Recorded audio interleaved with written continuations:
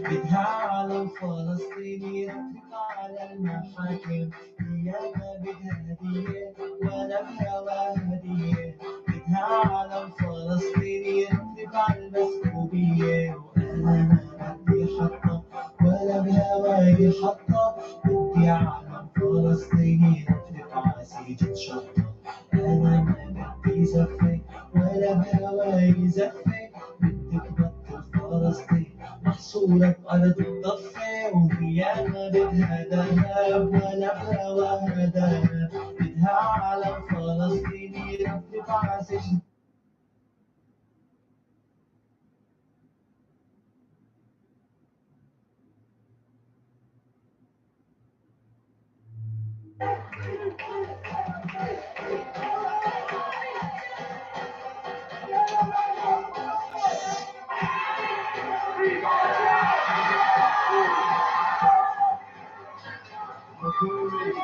Crossing his fans at Kayside.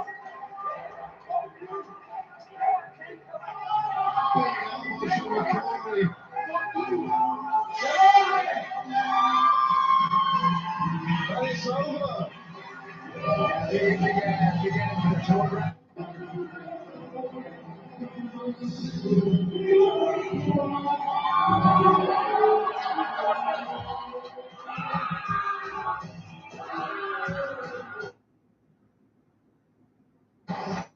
It's Thursday, and I'm just gonna swing on down with my best boy too.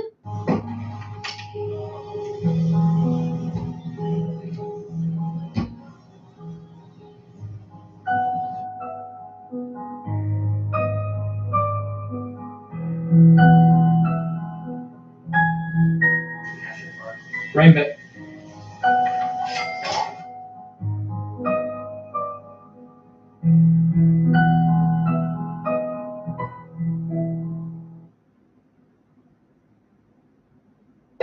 Don't hang out with more than 10 people. Shit, I don't even like 10 people. Who remembers these extreme no rules folders from Mead? Today I'm going to count down the top 5.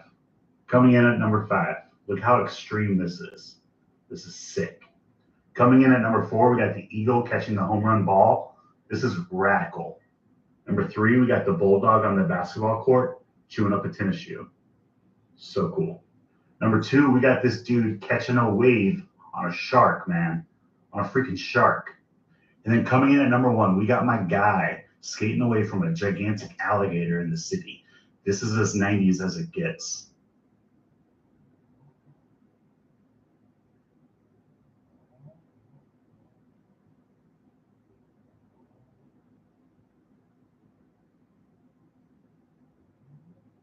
Teaching your AI class. I teach people how to make you out of travel the globe, you keep the block hot driver. Open the door for me, my hand hurt finders. We playing hide and seek with the passports. Where the fuck we at? Oh, the pilot gotta remind us, yeah.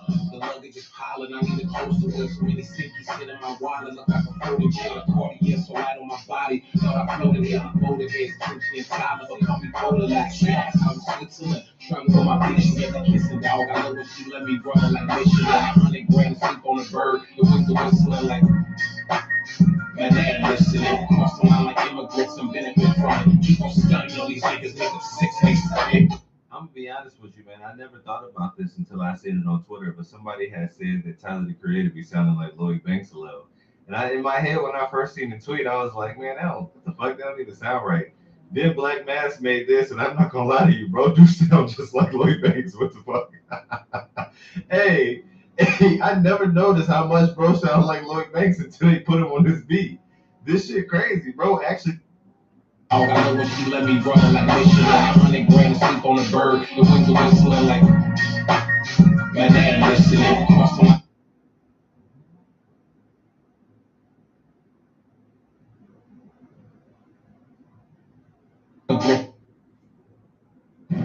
I grew up watching Jackie Chan. Anybody explain how you're supposed to get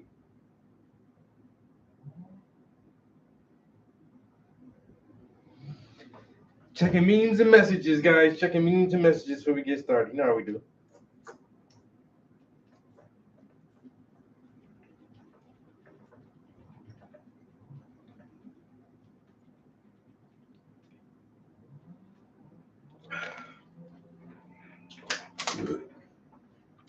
Any more memes and messages in here?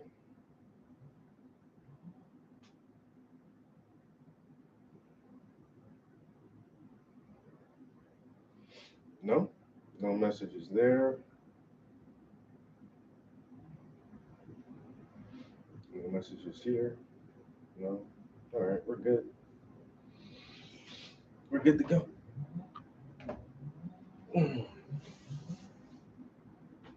It's motherfucking Friday Eve.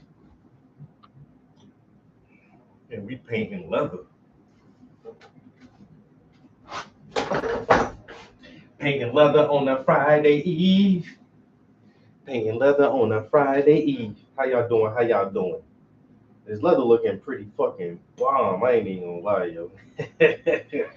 I am proud of myself. You know, I am proud of myself. So we got a little bit of work to do. We're gonna do like this strip right here in between this cushion and that cushion there. Work on this area. And see how far we get in the next hour or so.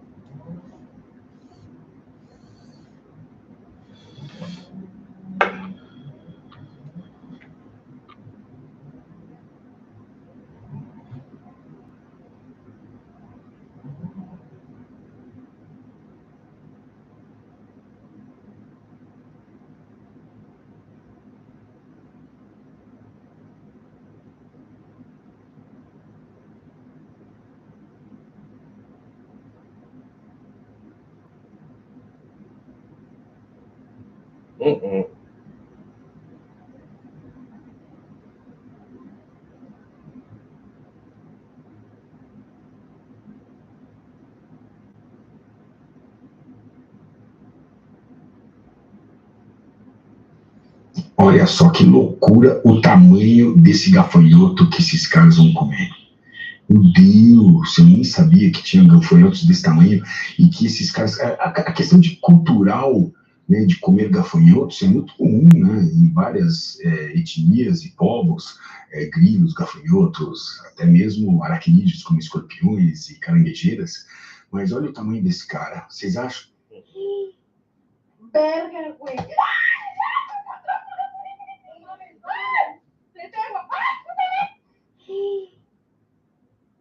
Me, I gotta be financially stable to date broke women? And they come pre-fucked? Oh, hell no. Double it and give it to the next person. I don't want it. Now that's crazy.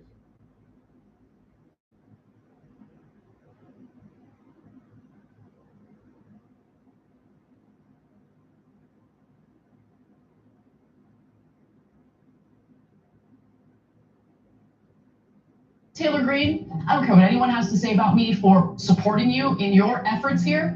I commend you. She posted on X, we need to be the America that allows war-torn children to come here for life-saving surgeries, and the America that never releases a foreign child predator. But in this circumstance, those war-torn children from Gaza and this foreign child predator is from Israel. Where the hell are the Democrats? AOC is terrible on this topic. Okay, but hold on. Keeping it 100. Hold on, though. But for God's sake, if AOC and Marjorie Taylor Greene did a press conference together about this issue, it would get a world of attention. What's stopping you from reaching out to Marjorie Taylor Greene as she's reaching out to our side? Yeah. What the hell is stopping you? What is wrong with you? Why is she the one who's the champion of this? And the second person that's second best on this, honestly, is Tom Massey. Yes. Where are you guys? And Marjorie Taylor Greene.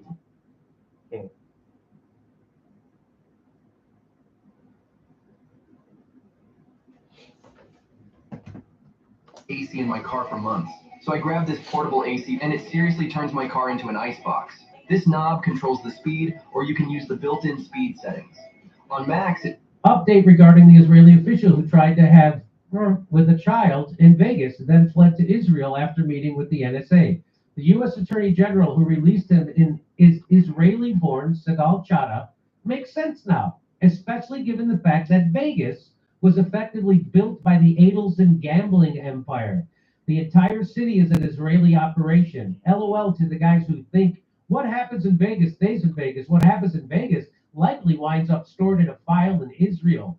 Israel is the godforsaken country of blackmail, murder, and child abuse. So we briefly covered the story already once, but there's another twist to the story. Las Vegas, an undercover operations targeting child predators in the Las Vegas Valley over 2 weeks resulted in the arrest of 8 individuals, according to. So who are the individuals? Well, this guy right here, Tom Artyom Alexandrovich, he is a deputy to Benjamin Netanyahu. He's in charge of their cybersecurity. Okay. And and here he is. Got it. He's the executive director of Israel's National Cyber Directorate. So Just make sure no young kids get through. got caught being a child predator in Las Vegas.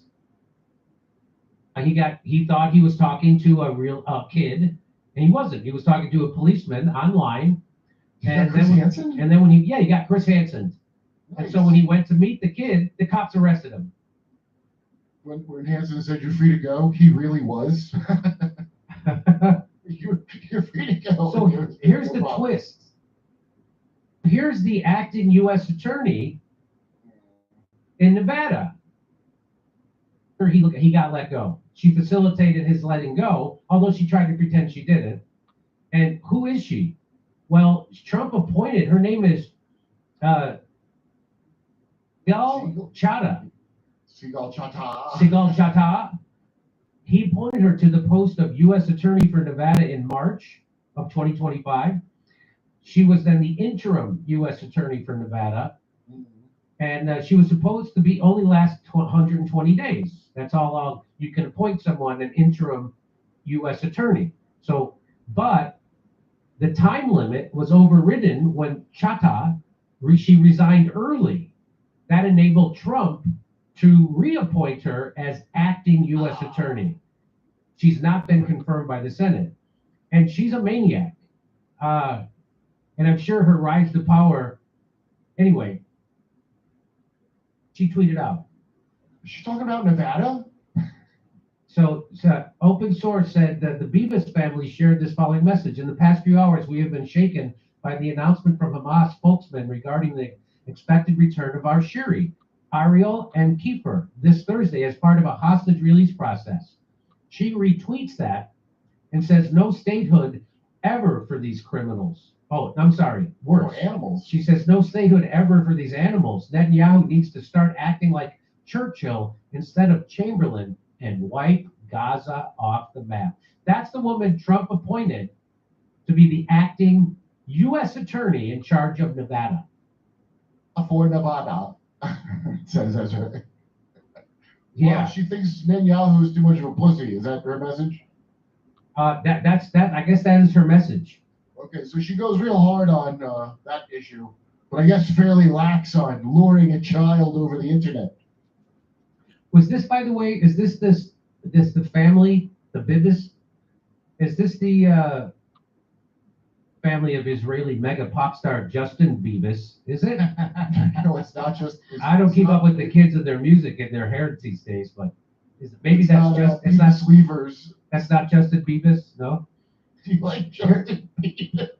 Here's another one. There are 2 million terrorists in Gaza. Leary was in their homes, and the children, even the children, are part of this. So she's blaming the children, which is why it makes it okay to kill the children. It's not just those carrying rifles and wearing green headbands. The so-called uninvolved civilians are not uninvolved at all. Well, you keep killing them, so that's true. They are involved. Yeah. Wow. Where'd she come from? Desert? She's from Israel. Oh, she's originally. You know, no, she was born in Israel. Yeah, which sounds like it. So here's a video of her when she was running for office. She was running for attorney in Nevada. She lost. Max Blumenthal caught this. She says the acting U.S. attorney who enabled the flight of accused Israeli child predator and cyber spy Tom Alexandrovich campaigned for Nevada Attorney General by boasting of her Israeli citizenship and pushing crass hatred of Muslims. Her campaign ad was called Israeli Born. Completely social animals.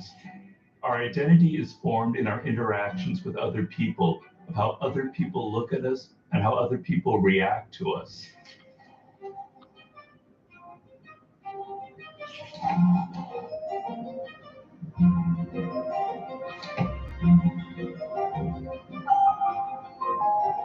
We have to understand that nonverbal communication and nonverbal cues play an enormous role in our social life.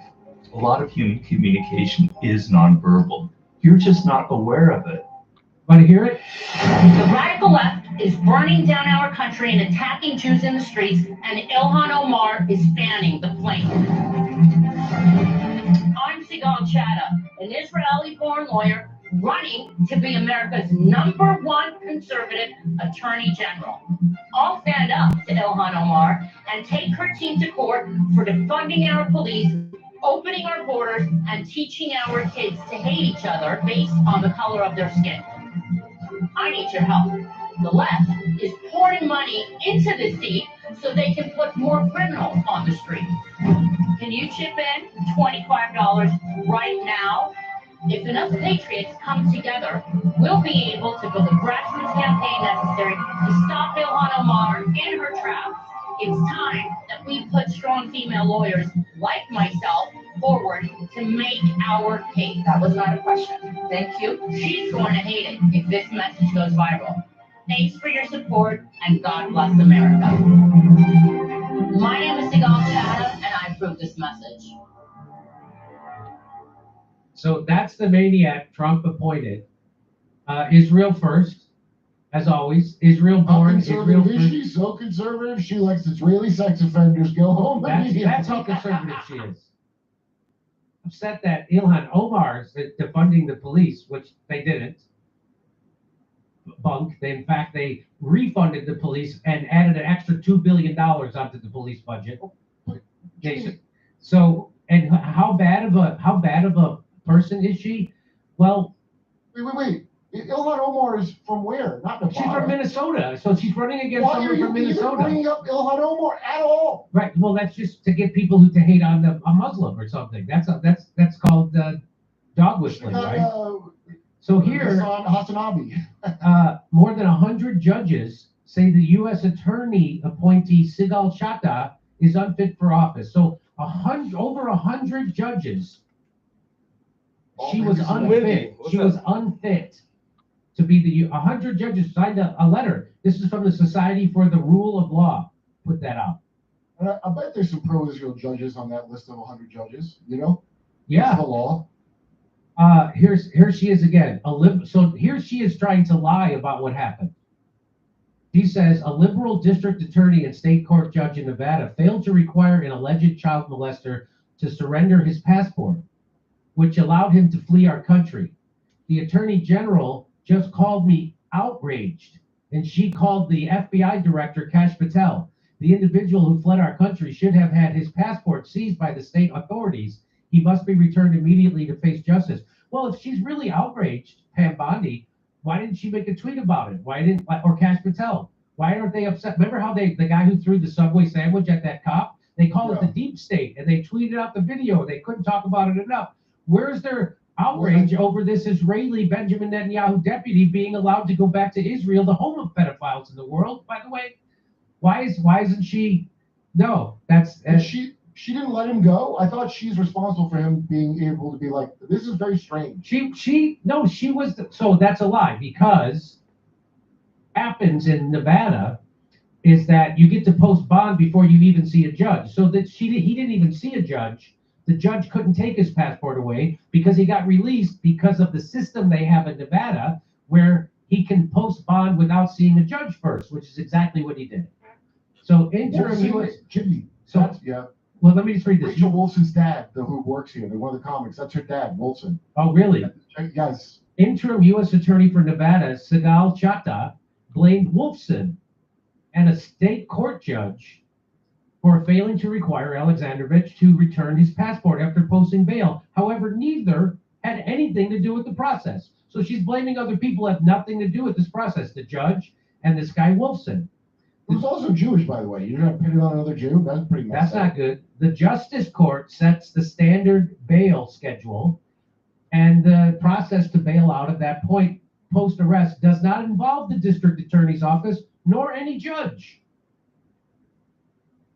Alexandrovich did not appear before a judge and posted bond before his state-entitled probable cause hearing and before prosecutors filed a criminal complaint against him. Thus, no judge could put any added restrictions on his release. He was just arrested and charged. Well, just a sex crime with a child. Why would he? While a judge later reviewed the bail, there was no physical hearing, and the judge had no mechanism to add further restrictions. Even like a slot, like a lever. So get this. So just know that it's your American taxpayer money that he used to bond out of that jail. Just so you know that. Oh man, does Ilhan Omar at least hate it? And now here's U.S. Attorney Nevada. So this is her. She released this. She says, last week, Tom Artyom Alexandrovich was arrested in Nevada Internet Crimes Against Children joint operation. He was booked into the Henderson Detention Facility. This important multi-agency operation targeted child predators who preyed upon the most vulnerable members of our communities.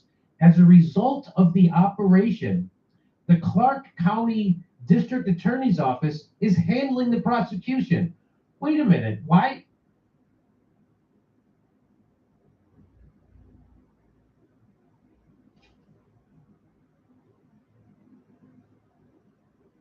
It's weird. The entire thing has been bizarre right from the start of this. Candace Owens says this. She's got some good insight. She says, update regarding the Israeli official who tried to have her with a child in Vegas and then fled to Israel after meeting with the NSA. The U.S. Attorney General who released him is Israeli-born Segal Chada makes sense now, especially given the fact that Vegas was effectively built by the Adelson gambling empire. The entire city is an Israeli operation. LOL to the guys who think what happens in Vegas stays in Vegas. What happens in Vegas likely winds up stored in a file in Israel. Israel is the godforsaken country of blackmail, murder, and child abuse. Even Marjorie Taylor Greene is upset about this. She said 2 recent decisions made by the State Department both involve children. We need to be the America that allows war-torn children to come here for life-saving surgeries, and the America that never releases a foreign child sex predator that our great Leos caught. But in this circumstance, Leos are law enforcement officers. But in this circumstance, those war-torn children are from, so there's children from Gaza who have missing limbs. And so they were supposed to come to the United States and get prosthetic arms and legs.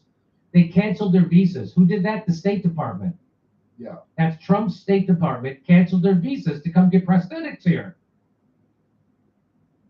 But this circumstances, those war-torn children are from Gaza, and this foreign child predator is from Israel and works directly for Netanyahu. Let me guess. Would it be anti-Semitic to drag Netanyahu's cyber executive director back to America and prosecute this piece of it to the full extent of the law, and at the same time let Palestinian kids who had their limbs and bodies blown apart receive surgeries in America? Would that be anti-Semitic? This is Marjorie Taylor Greene. The last time. This is her going right at the Trump administration. No. Right at them. It's like you'd have thought the Trump administration was a French first lady with a dick, the way she's going with them. So, Las Vegas, actively built by the Adelson gambling empire. The entire city is an Israeli operation. So you're telling me that Bugsy Siegel was Jewish? Come on. Next thing you're going to tell me is that Bob Odenkirk is a goy. Oh, grab him by the pussycat. I did grab, yeah, the cat. My special will be out this Saturday. It will be dropped on YouTube, Rumble, Facebook, everywhere else this Saturday. So here the State Department put out this, says the State Department is aware that Tom Artyom Alexandrovich, an Israeli citizen, was arrested in Las Vegas and given a court date for charges related to soliciting sex electronically from a minor. He did not claim diplomatic immunity and was released by a state judge pending a court date. Any claims that the U.S. government intervened are false. That is a false statement. A judge did not release him. that works, and I just explained to you how it works there. He got released before he ever saw a judge. So they're You said lying. it's coming, right? Right.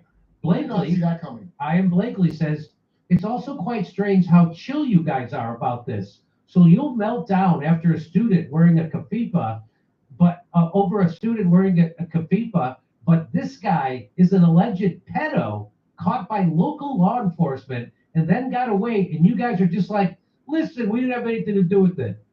Where's the concern? Man, this is revealing. Yeah, they're not outraged at the State Department. They're not saying we're demanding extradition for that guy back to the United States to face these charges. They're not upset. There's I'm no. surprised they're not going. You're still talking about that? Yeah. That's a typical thing for Israeli pedophiles, is it not? What are you even talking about that for? I like this.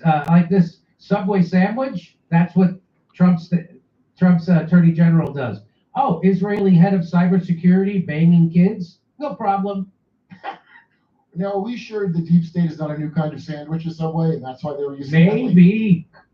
Here, new deep state turkey on whole wheat hoagie. Clayton Morris says, why allow him to return to Israel, which is a haven for pedos and SCX criminals? 90% of all SCX crime cases in Israel result in no indictments. And here's from the Jerusalem Post. Israel needs to stop being a haven for SCX criminals. That's from the Jerusalem Post. Here's from CBS News. A CBS News investigation has uncovered a loophole that allows accused and convicted American pedophiles to escape justice by moving to Israel. So Ian Lane has been following this for more than a year, and he traveled to Israel for this investigation. He worked with a group that tracks people accused of sex crimes, which estimates dozens of Americans have used this loophole. So why don't we close that loophole? Of course not. Of course we're not gonna. And those people go unprosecuted once they get to Israel. That's why they go there. Because if you're Jewish, you have a thing called the right of return, which means if you're a Jew, you have the right to go to Israel and demand citizenship. And that's exactly what they do, and they get it. Just so somebody tweeted this out, I thought this was interesting.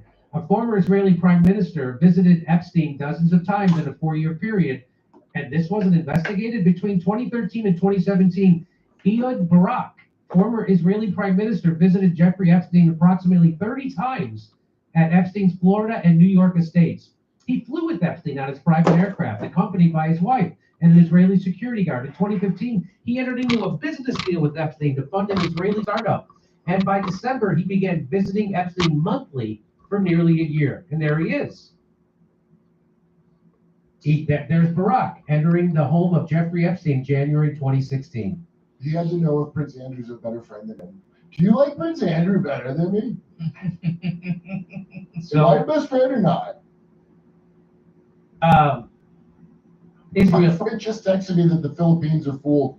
That's why they got to send it to Israel. So this is not only is Trump not releasing the Epstein files and calling you a weakling stupid if you want them released, even though everybody in his cabinet ran on releasing them, not only is he protecting that pedo ring, which he is, that's what he's doing, and he's protecting Israel by doing so. Now he's letting pedos just go free, not demanding they be extradited back to the United States, just let them free. And that was all arranged because that guy is an Israeli diplomat, and Trump has that tool of Israel appointed as the Nevada U.S. attorney. So that's what's really happening here, and they're lying to you at every turn. The State Department lied.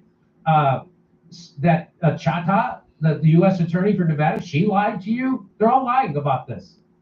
What happened is Israel, as a pedo working for Netanyahu, he got caught in this pedo sting. And then they allowed him to go back to Israel. Nothing's ever going to happen. Why does this happen so much? Also, why would you send Laura Loomer and Marco Rubio to block the kids with no legs from getting legs? Like, it's not enough that they can't have legs. You're going to have Laura Loomer's awful face for them to look at and frighten them out away from the border? Well, if you want something good to look at, you can come look at me in Rutherford, New Jersey, Edmonton, Calgary, Vancouver, Appleton, Rosemont, Chicago, Louisville, Fort Wayne, Hermosa Beach, Sacramento, and San Francisco. Go to jimmydore.com for a link for tickets. So this is another one of those. I wonder, Freddie Macari, the head of the FDA, canceled his appearance on our show. Were they afraid we were going to ask him stuff about that? I don't know what he was afraid we're going to. I wasn't going to ask him about this. But they love to go on CNN and MSNBC, but they don't want to come on independent news unless it's somebody easy. If they go on it, then it's not independent. Yeah. Or it's so big that they think it's going to help them. These idiots go on Rogan and then they think they're going to do great. Hey, Rogan lets them talk, and everybody hates them after that. Cash Patel went on like he was going to tamper that Epstein thing down. Yeah, it didn't work. Come see me on tour in Edmonton, Calgary, Vancouver, Appleton, Wisconsin, Rosemont, Illinois, Chicago, Louisville, Fort Wayne, Indiana, Hermosa Beach, Sacramento, San Francisco. Go to jimmydore.com for a link for tickets. I started Walton Goggins goggle glasses, and I had no idea. No what I new was songs. doing. But GoDaddy Aero does. I actually using played. AI to build a I played logo, video games website, last night. and social content, so I can let the world know if your goggles ain't Goggins, they don't belong on your noggins. The Joe Rogan Experience. Just because in that fragment, in that snapshot, in that slither, all we see is some humans with stone tools in caves, doesn't mean that nothing else was happening. So, well, a good piece of evidence to that would point in that direction is Egypt. Because Egypt, even if you accept the conventional timeline of Egypt, which is 2,500 BC for the Great Pyramid, go look at the rest of the world in 2,500 BC. You don't see anything like that. Nothing even close. Yeah, they were clearly, even if you kind of look at the conventional model of history, the ancient Egyptians were wildly ahead of everyone. It's just so weird. It's like so weird. And that's if you, and the conventional model doesn't really give us any explanations of how they were doing what they were doing. They arrogantly dismiss any other explanations, which is really weird. When you're talking about these immense structures that are baffling, absolutely baffling to anybody who's being honest. What is your take on these Italian researchers that are looking at the tomography and they're looking at these things that they believe are underneath the Great Pyramid and some other structures in Egypt? Yeah, the what's it called, like SARS-Toppler. I mean, I don't know. I'm always a little bit suspicious when you make sensationalist claims with new technology, and that doesn't mean it's wrong. That just you have to be suspicious because it's bonkers. It's I mean, crazy. what they're saying is 2 kilometers deep underneath the Great Pyramid. There's structures, and there's hundreds of meters of these pylons, these pillars that are in uniform positions with some sort of a coil wrapped around them. Like what is that? What is that real? And they reproduce it in multiple different scans, but I don't know what they're seeing. I don't understand the technology, understand where the errors could be, like what could possibly cause it to glitch like that. Yeah, I mean, I don't know. I would love it to be true, obviously, because I would love it. Can you imagine? That's the problem. The problem is the same problem that I have with UFOs and everything else. You want it to be true. 100%. So it really clouds my judgment, and then I have to get my analytical mind to say, shut up. Yeah. Let's look at this honestly. But I mean, I think there's definitely something below the Giza Plateau. Like that's always been written about in ancient sources, and these kind of scans, and then people you have stories of people going down into labyrinths that aren't accepted by Egyptology, and there's definitely massive mysteries surrounding Giza and the construction of the pyramids and what could potentially be below the pyramids. And this kind of new pyramid scan project has the potential, I think, to make big progress in understanding what is below Giza. But I don't know, until there's better data out there, I'm not gonna jump to any conclusions and declare that this is like evidence of a lost advanced technology civilization. No, you can't. But I am so excited about just the possibility that they're right. Because if they are right, that's the greatest monkey wrench into history that's ever existed. Because explain away that with ancient people with stone tools or copper. Like, explain that away. They probably try, mate, because it already doesn't make sense have their explanation for the construction of the pyramids being wooden sledges and stone chisels or whatever they say. It already doesn't make sense. It's already so ridiculous that I wouldn't even be surprised if they tried to explain away these. Well, that it'll discredit them, because the problem is if it does indicate that the pyramid is something other than a tomb, you know. There's not. I don't even see any evidence that the Great Pyramid at Giza. I mean, what's the evidence that that was a tomb? I mean, I don't think they've ever found a body in there. No. It's just a chamber which they've called the King's Chamber. Right. I mean, I'm not an expert in ancient Egypt by any respect, but it's always baffled me that they're so determined that the pyramids are tombs just because some later pyramids have had, you know, mummies and pharaohs and sarcophagi found inside them. But that doesn't mean anything, and that doesn't mean that they built it. That also could mean that the pharaoh decided that it was his and wanted to be buried inside of it, and it had existed for thousands of years before they ever even got there. And you find bodies in, like, you know, buildings today, and that doesn't mean the purpose of that building was to be a tomb. Right. It's just someone's buried there, so someone, yeah, as you say, It's a weird assumption. It's a very weird assumption. And did you ever read any Christopher Dunn? Yeah. Christopher Dunn's work? I know a bit. I haven't read his book, but I know a bit about it. And it's interesting. I mean, he's like a serious guy, isn't he? He's an like engineer. Exactly, and Yeah. he has quite serious theories that. He thinks it's a power plant. Yeah, which would be crazy, wouldn't it?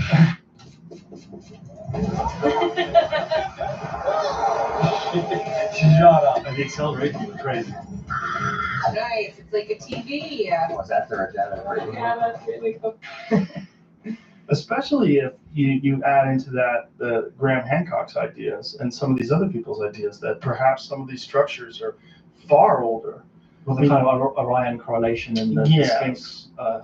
Also, the fact that the deeper you go into the sand, the more sophisticated the building techniques are. Yeah. That gets weird. Like larger stones. Like, what happened? The whole of like ancient Egypt and the Sahara Desert in general just doesn't make sense to me, because when you look at the Sahara Desert and the fact that it was green for 9,000 years, and then it stopped being green at precisely the time that we're told ancient Egypt emerged, well, that doesn't make sense. That defies how civilization works. Why would a civilization only emerge after the climate got worse? Like, right. That doesn't make sense at all. Like, and so little research done in sub-Saharan Africa, where they've actually gone into the ground and done like large-scale research of these immense areas. Nothing. The Sahara Desert is vast and obviously covered in sand and extremely hot, extremely difficult to survey, politically unstable, and there's basically been no archaeological work done across the whole. And the Sahara Desert is massive. It's like the whole of North Africa, right down to I mean,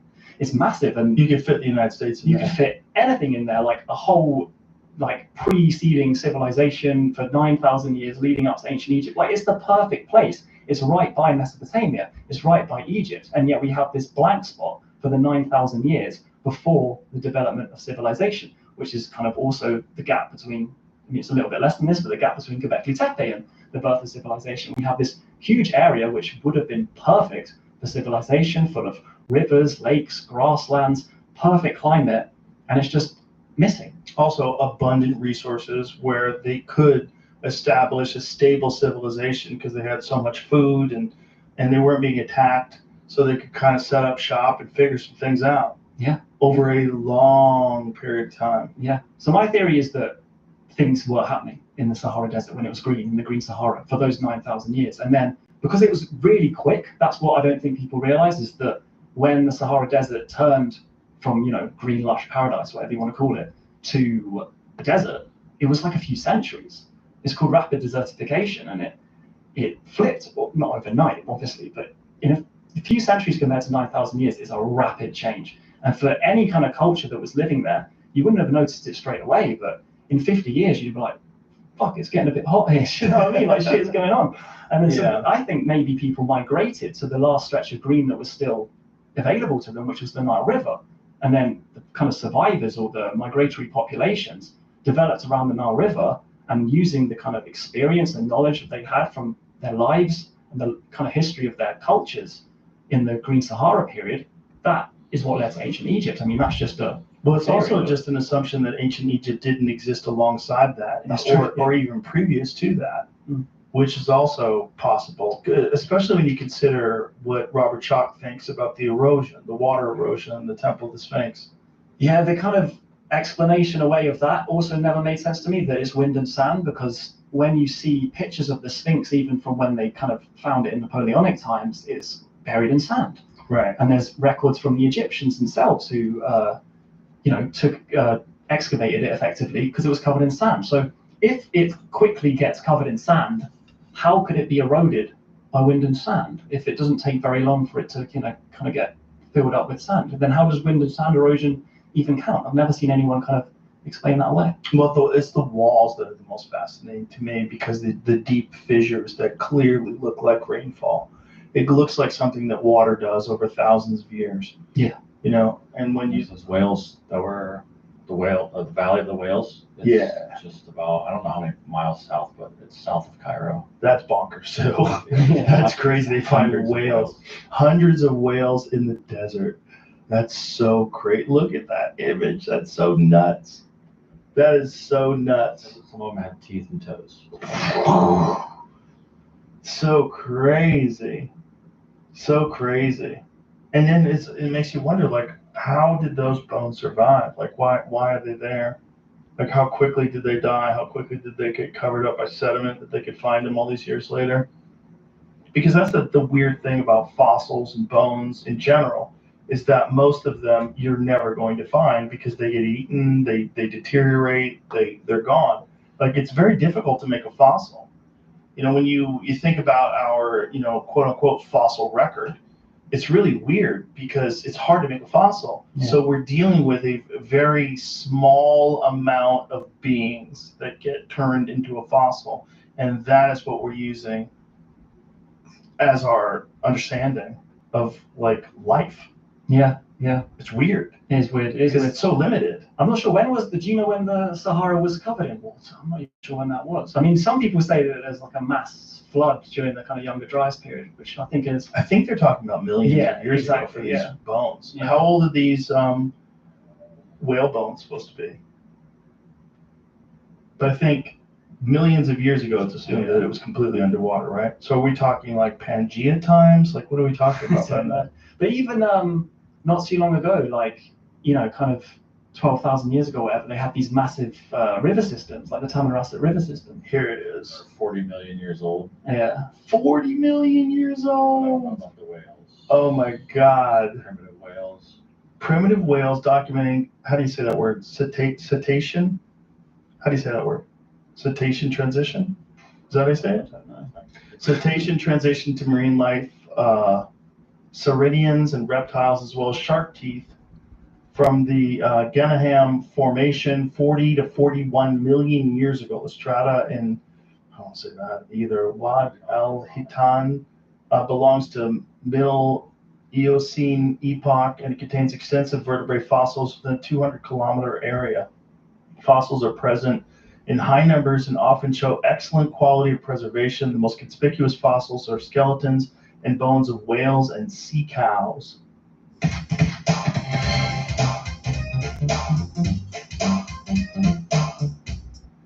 What's a sea cow?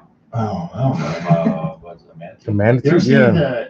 the precursor to whales, like where whales came from? No, where did they come from? It was an ancient animal that was like almost like a hooved wolf.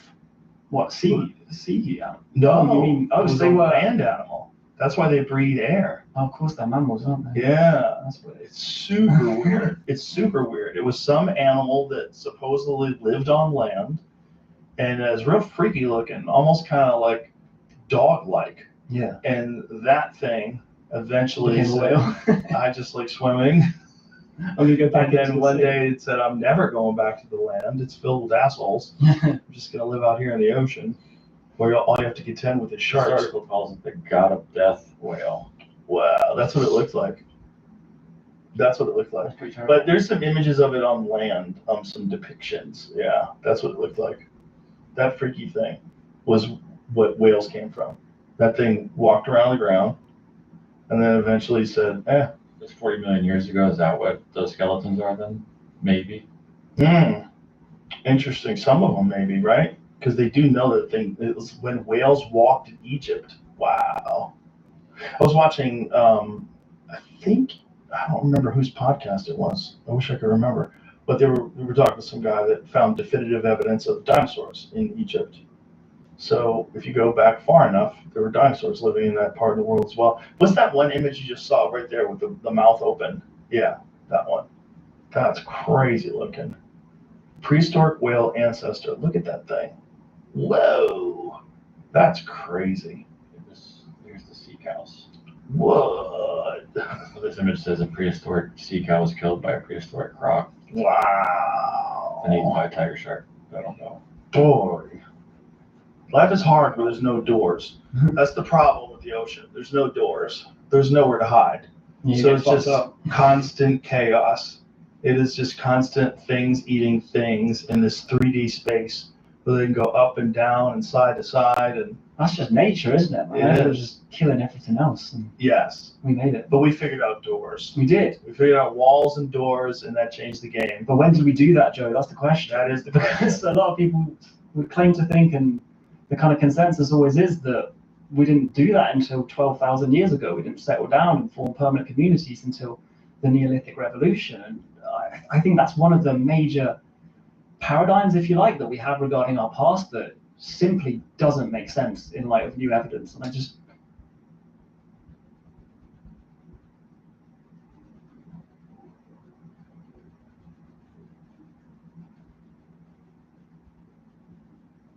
Analytics is all about turning information into a good story or to be able to use that information to solve a problem. If you're a curious person, data analytics is perfect for you. If you're looking to start, change, or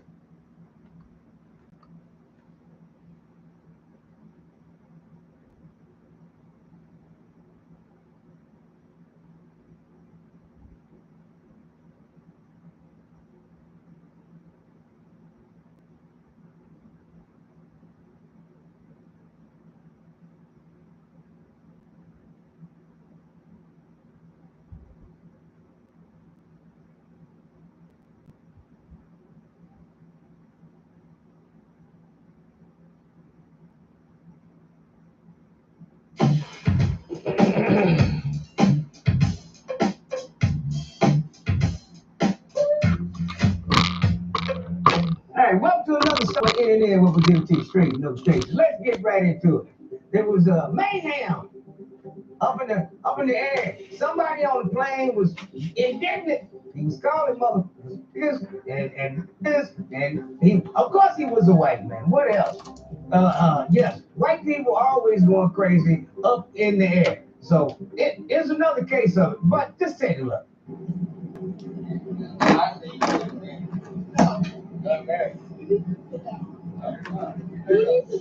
Sorry.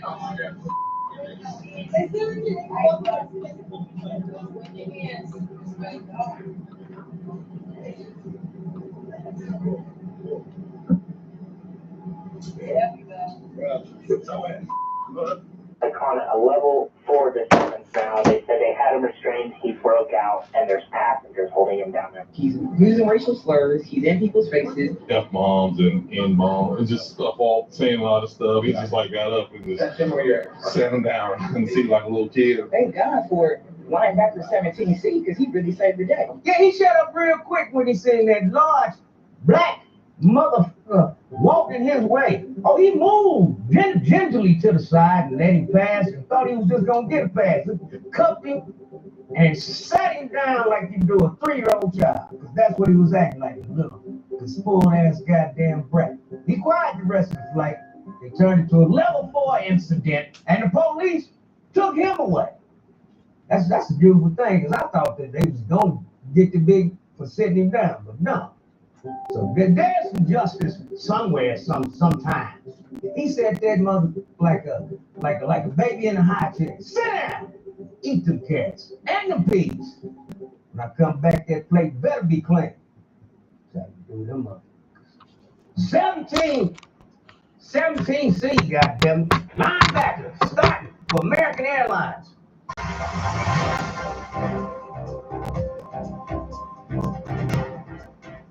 Continue with the theme of white people completely losing their damn mind.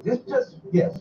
A man is facing felony charges for throwing a Subway sandwich at a federal agent in D.C. I don't know what's in the sweaty meat that they be serving at Subway. I don't even know why people eat that. That meat sits out all day and just sweats. And that sweaty meat got them tossing sandwiches at the police. And they gonna charge them up with a felony for throwing a mother sandwich. After you take a look at it, you can tell by the way that motherfucker threw this that he couldn't run. Check it out. Motherfucker! Oh! Oh! Oh!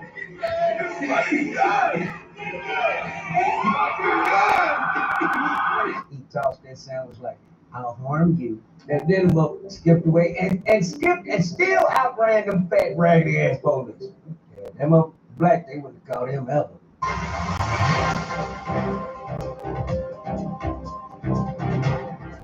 Oh, don't forget to comment, like, subscribe. You know what it is. And don't forget to check it out on Radius.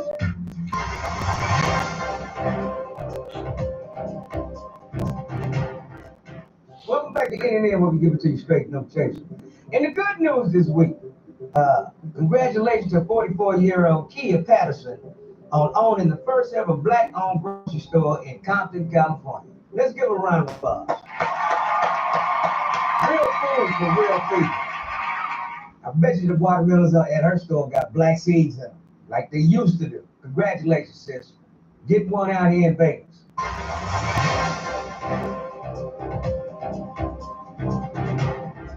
Also in the news, the Minnesota Vikings.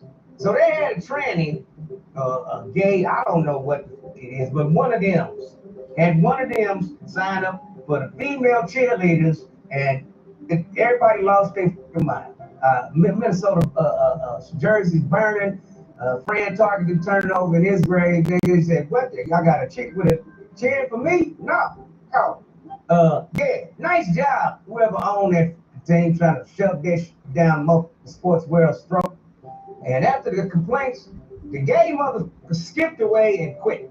They didn't want Kaepernick. They sure don't want no dick. We'll be right back after this commercial. They don't want them. They didn't want them. They definitely don't want them.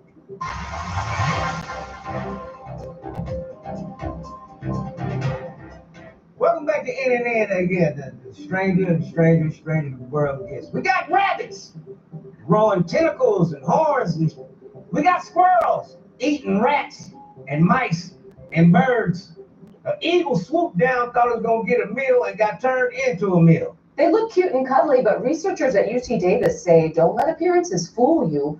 Scientists recently discovered California ground squirrels hunting, killing, and eating small rodents called voles.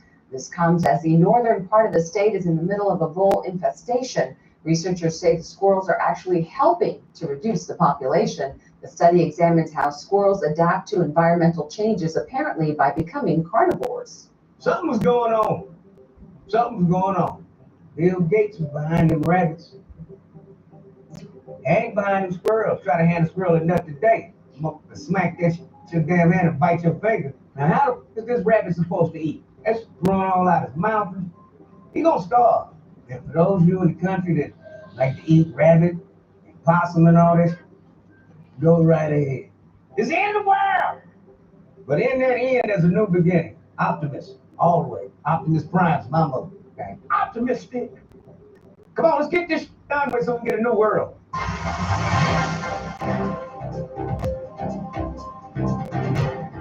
Is there a reason why you're popping the door like that?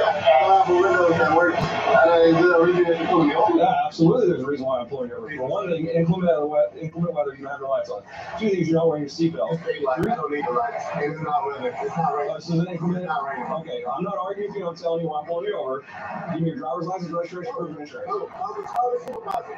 Excuse me? I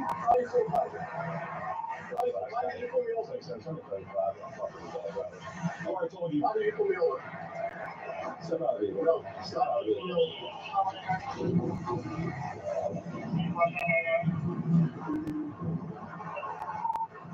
Wait last night, if you're not for the night for you, you're just sunny going locker.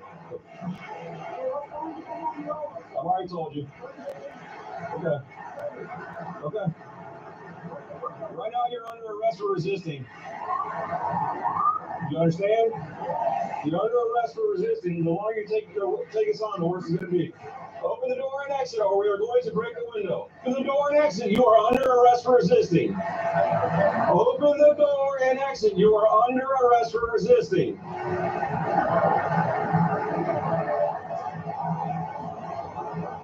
Open the door and exit. You are under arrest for resisting. Open the door and exit. You are under arrest for resisting.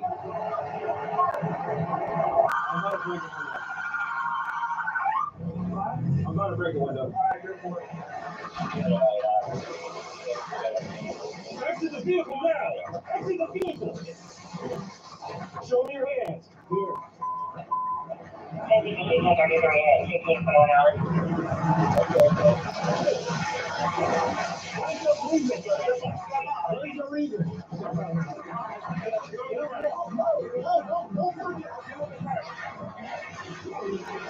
Well,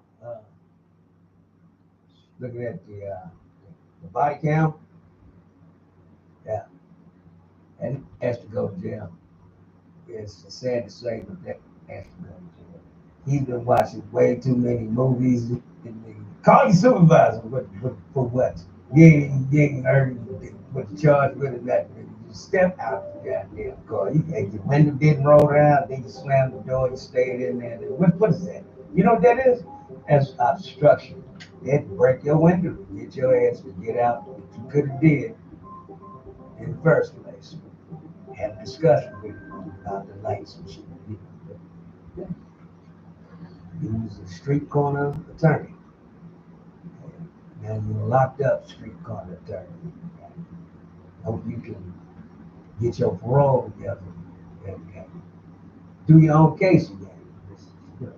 And really just spend a long time in jail. You're defending you, you're going to do some time. We'll be right back after this commercial break. And we got to do better, y'all. We got to do better. Hey, supervisor!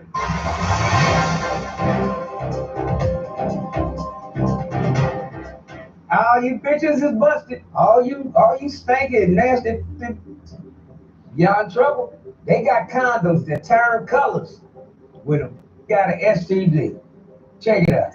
Condom that changes color when it detects STDs, chlamydia, gonorrhea, syphilis. The condom's lubricant contains substances that attach to proteins from STI-causing bacteria found in bodily fluids. So, yeah. I'm gonna offend you first with the condom. That must change colors. You ain't seeing my dick. See, up to turn lime green, purple. Yeah, and if it turned to a rainbow, you know this has an elephant, some horses, dogs licking up this nasty ass trumpet. Be careful where you stick it. It's the only one you got. It's the only one you got. Everything was born pristinely clean. Then you dipped it in a maggot-filled, you scream 3 days later, ah, it's burning, it's burning. They be cooking down there, that body's 98-point-something degrees Fahrenheit. They cooking up diseases. One sperm in there arguing with another sperm. They get down there and start fighting. The Mexican sperm was there first. Hey, I was here first, huh? You like, hey, move over. And the white guy, you know? That's Roman number all. And then they become a monster. That's called STD. Yeah, you know what STD stands for? Stop trying to dick them. STD stands for stop tricky dick. Stop. Too dangerous. We'll be right back.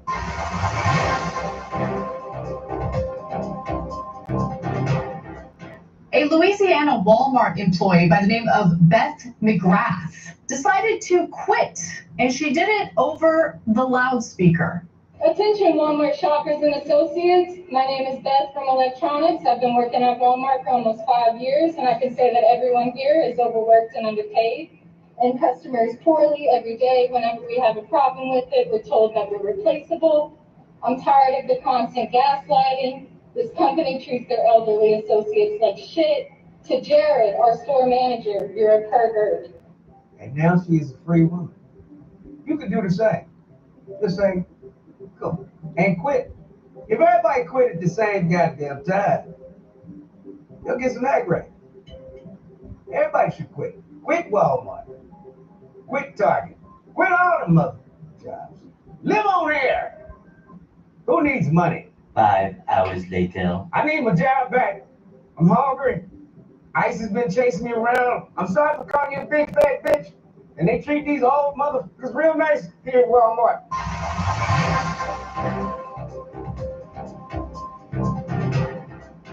DC is under siege.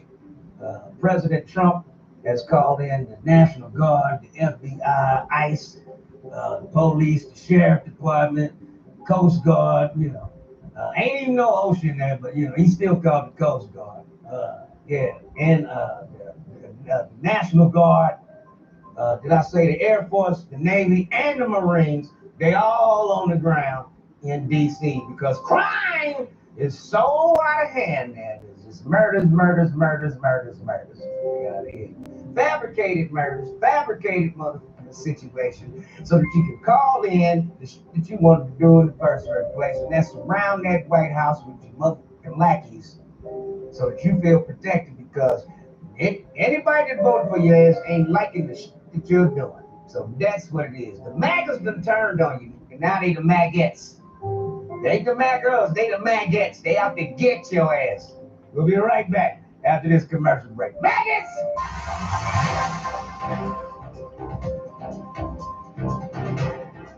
Welcome back to the internet. Check the UK. I call it America's small because we still the bastard child of those English mothers. But in the UK, female police officers going undercover by dressing in tight clothes to elicit catcalls from men so that they can arrest them. For people to recognise that it's not right, it's not just a small act, it's a thing that can make someone feel really quite uncomfortable. So I think it's important Surrey Police are taking it so serious. It's one of our force priorities, and for me that makes me feel proud to work for Surrey Police because for me it's such a personal experience, and I know for a lot of other, if not all other women who experience it. So I feel empowered to be a part of such an operation. These women aren't friends out for a run. They're actually undercover police officers taking to the streets in Surrey as part of a new operation trying to stop people catcalling and harassing female runners. Since when looking at some ass and whistling at it is a goddamn crime? See, they just killing testosterone all around. Now, if a was running by and the motherfucker whistled at them, you ain't gonna lock them up, is you?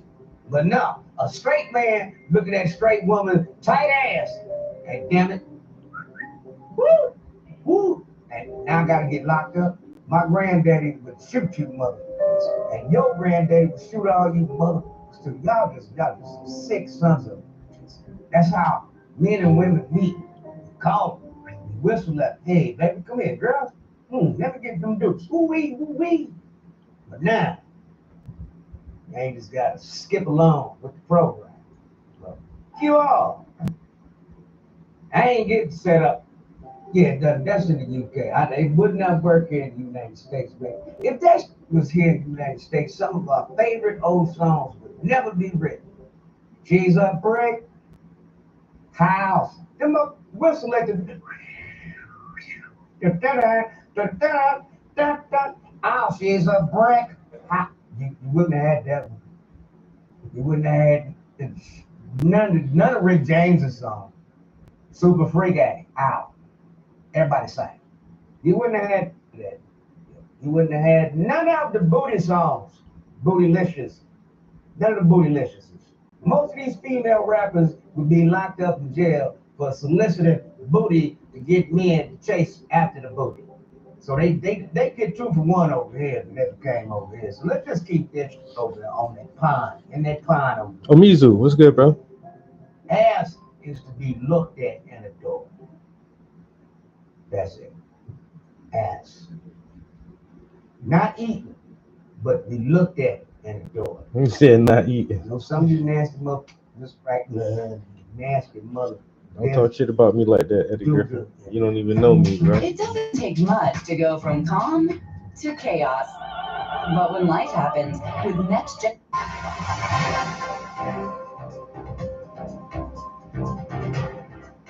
Welcome back to Internet, where we give it to you straight, no chaser. They never went to the moon, y'all. They never went to the moon. They can't. There's a dome on this mother. You're not going to outer space. High altitude balloons. That's why they got to keep sending them up, sending them up, sending them up. That's why I think if GPS was real and satellite connected, how come you lose your phone anywhere without a tower? That's why it's a tower every few miles. Damn it, they ain't got that. So, the moon, they ain't been in no moon. They just go up and come right back down. That's it. And they filmed it wherever they landed at. Like the Mars rover, they found the area in Arizona that exactly the landscape where the rover is at. And I think somebody picked it up. Yeah, but that's Making Mars. some quesadillas, But, the moon, some quesadillas. check Eat it the out. food. One of them Eat the told a food. story on his deathbed. How he killed this motherfucker for about to leak to the press. It was all fake.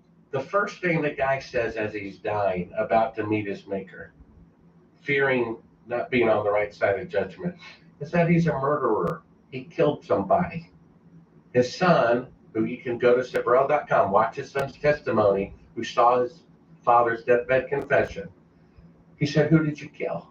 He said, "I killed a coworker at Cannon Air Force Base where he was the chief of security." The military police came in and they interrogated him as he's dying, wanted to notify the relatives of the person who he killed. "Who did you kill?" "Such and such a person, a fellow employee at Cannon Air Force Base in 1968. "Why did you kill him?" "We both eyewitnessed the filming of the fake moon landing June 1st, 2nd, and 3rd of 1968. My friend thought it was morally wrong. He was going to tell a reporter, and I killed him to cover it up." Ain't been no moon. Ain't been nowhere. It's one giant prison, y'all. One giant prison. Break free from the matrix. Quit your job. Turn the TV off. It's all programming. Television programming. Turn it off. If you can. Some of you are so addicted. If you ain't got your phone in your hand and looking at something every month, 2 to 3 minutes, you go crazy. Your dopamine freaks. But keep watching me. You stupid.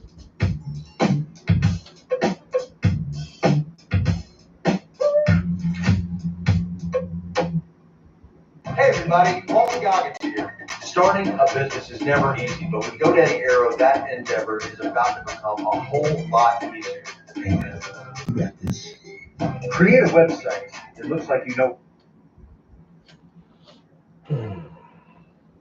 Oh, quesadillas are delicious.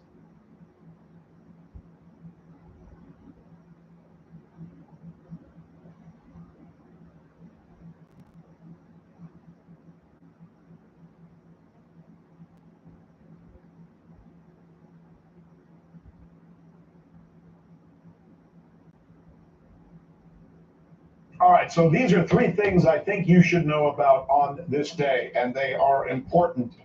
The snowmen and the so-called 7 dwarfs came calling on the President of the United States, and it did not go well for them.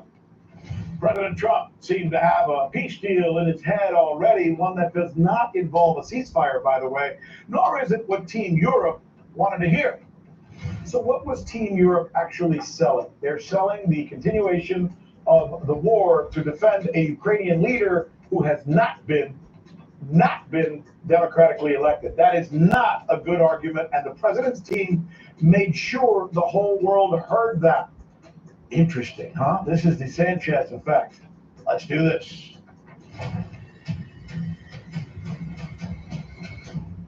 Hello again, everybody. I'm Rick Sanchez, and I'll start with a program note.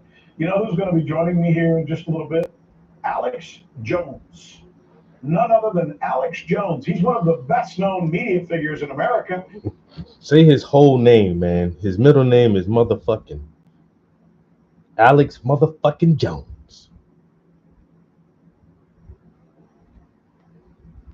guy who woke me up to most of the conspiracies I'm aware of. Like, Jones is the go-to guy. I'm gonna take a bathroom break, guys. He's controversial, but he's also truthful. He's also predictive. I mean, this guy was calling out the administrative state and the liars and the corporate media before it was cool to do so. Looking forward to talking to him. Let's talk about war, peace, snowman, and the seven dwarfs. They appeared at the White House yesterday in a desperate effort to try and talk Donald Trump continuing the war with Russia. What happened? At least, judging from the words and the actions and some of the optics, it did not go well for him. Start with the optics. Look, it's never a good look and never a good sign when you arrive at the White House and you're greeted at the door by Monica Crowley. That's the one in the white dress there. I know. Monica who? Exactly. Monica who? See, that's the point. It wasn't the president. It wasn't the vice president. It wasn't even a cabinet member, not even a lowly cabinet member. They were greeted by a staffer who used to be a reporter at Fox News. Whoopie-doo, right? Embarrassing. I think President Trump was right there. Them a negotiation message. You bet he was. And it continued. So, by the way, the message caught fire on the internet. And it was even expanded by some wise aleck who then posted this AI-generated photo of the group waiting for Trump. It's fake. It was seen by hundreds of millions of people, possibly, and it spread like wildfire, even furthering the impression of the seven dwarfs image that had already been created, which seems to be sticking to these leaders that used to rule the world, but not anymore. If Trump was trying to signal a change, old rules need no longer apply. You know, it became even more evident during his meeting with Volodymyr Zelensky. Look at this. Ukrainian strawman seemed defeated, like right from the very start.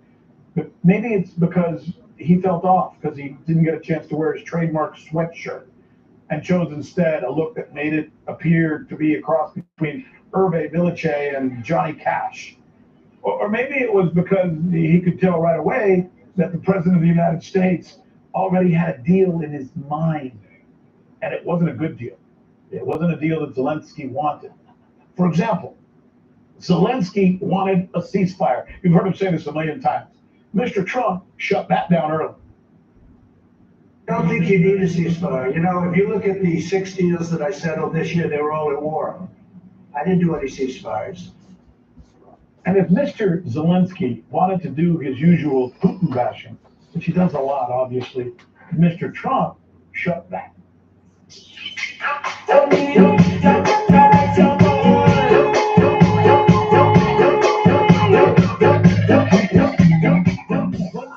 What the fuck?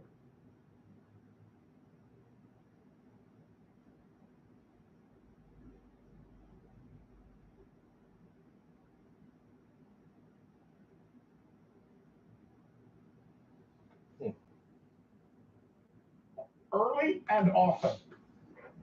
Spoken directly with President Putin today. We're going to call President Putin right after this meeting. I'm sure we're going to have a solid meeting, good meeting, maybe a great meeting. It's amazing. He kept saying that over and over again. Did I tell you that I'm going to have a call with Mr. Putin? Did I tell you that I talk to Putin all the time? Did I tell you about a relationship with Putin? It was kind of like, wow, the American president do anything like that. Seemed to be putting Zelensky and maybe even the whole world on notice that he and Putin are talking regularly. And that this relationship that they have is actually strong.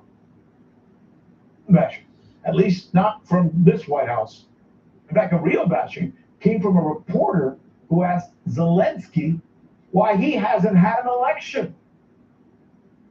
On peace, God willing, get peace. Are you open to holding an election in your country?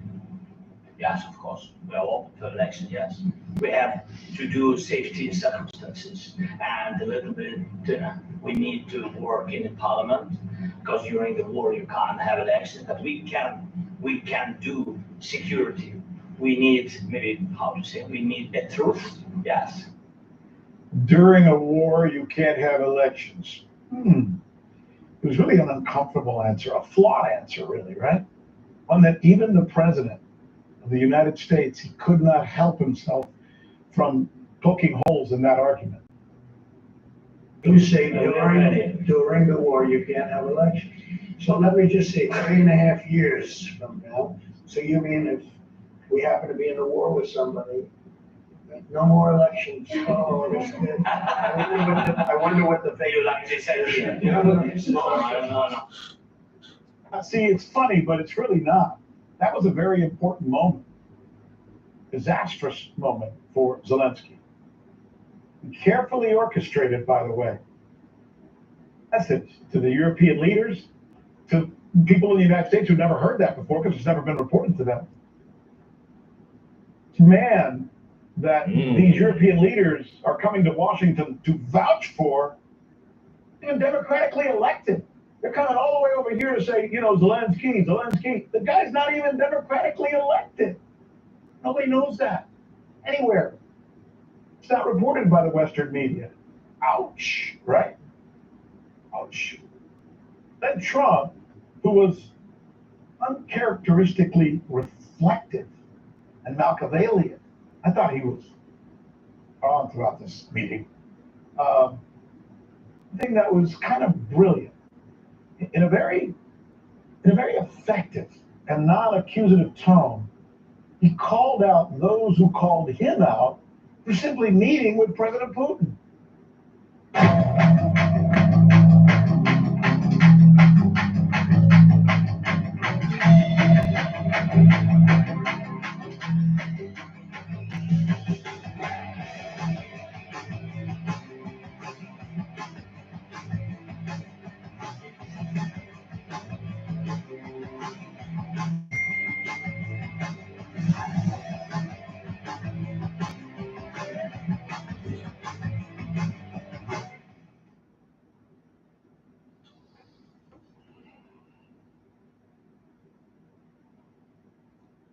What's up, everybody? Going through Attendance. school, Got a few new people job, in here and checking getting out into the my first artwork. apartment. There's Slowly so working much on I this can sell. leather. And now listing is even peak. Working on this plush leather.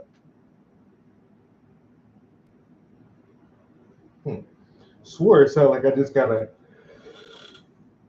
text message. That's chime must have came from the commercial. Well, they said, because of the fact that Vladimir Putin came to American soil, this was a tremendous defeat for Donald Trump. No, it was really wonderful that he did it. It was a hard thing for him to do, to be honest with you. It was the opposite of what they said, but they said it. Now, if he didn't come, they said that was also bad for Trump. Yeah, there's no way. And it's just a great dishonesty of the press, and I think that's why it's lost its credibility. You know, its credibility is at an all-time low. You notice Zelensky never even looked at Trump when he was talking about Putin? The whole time. I was just watching that now. The tone was set. President Trump had established the terms, right? No ceasefire.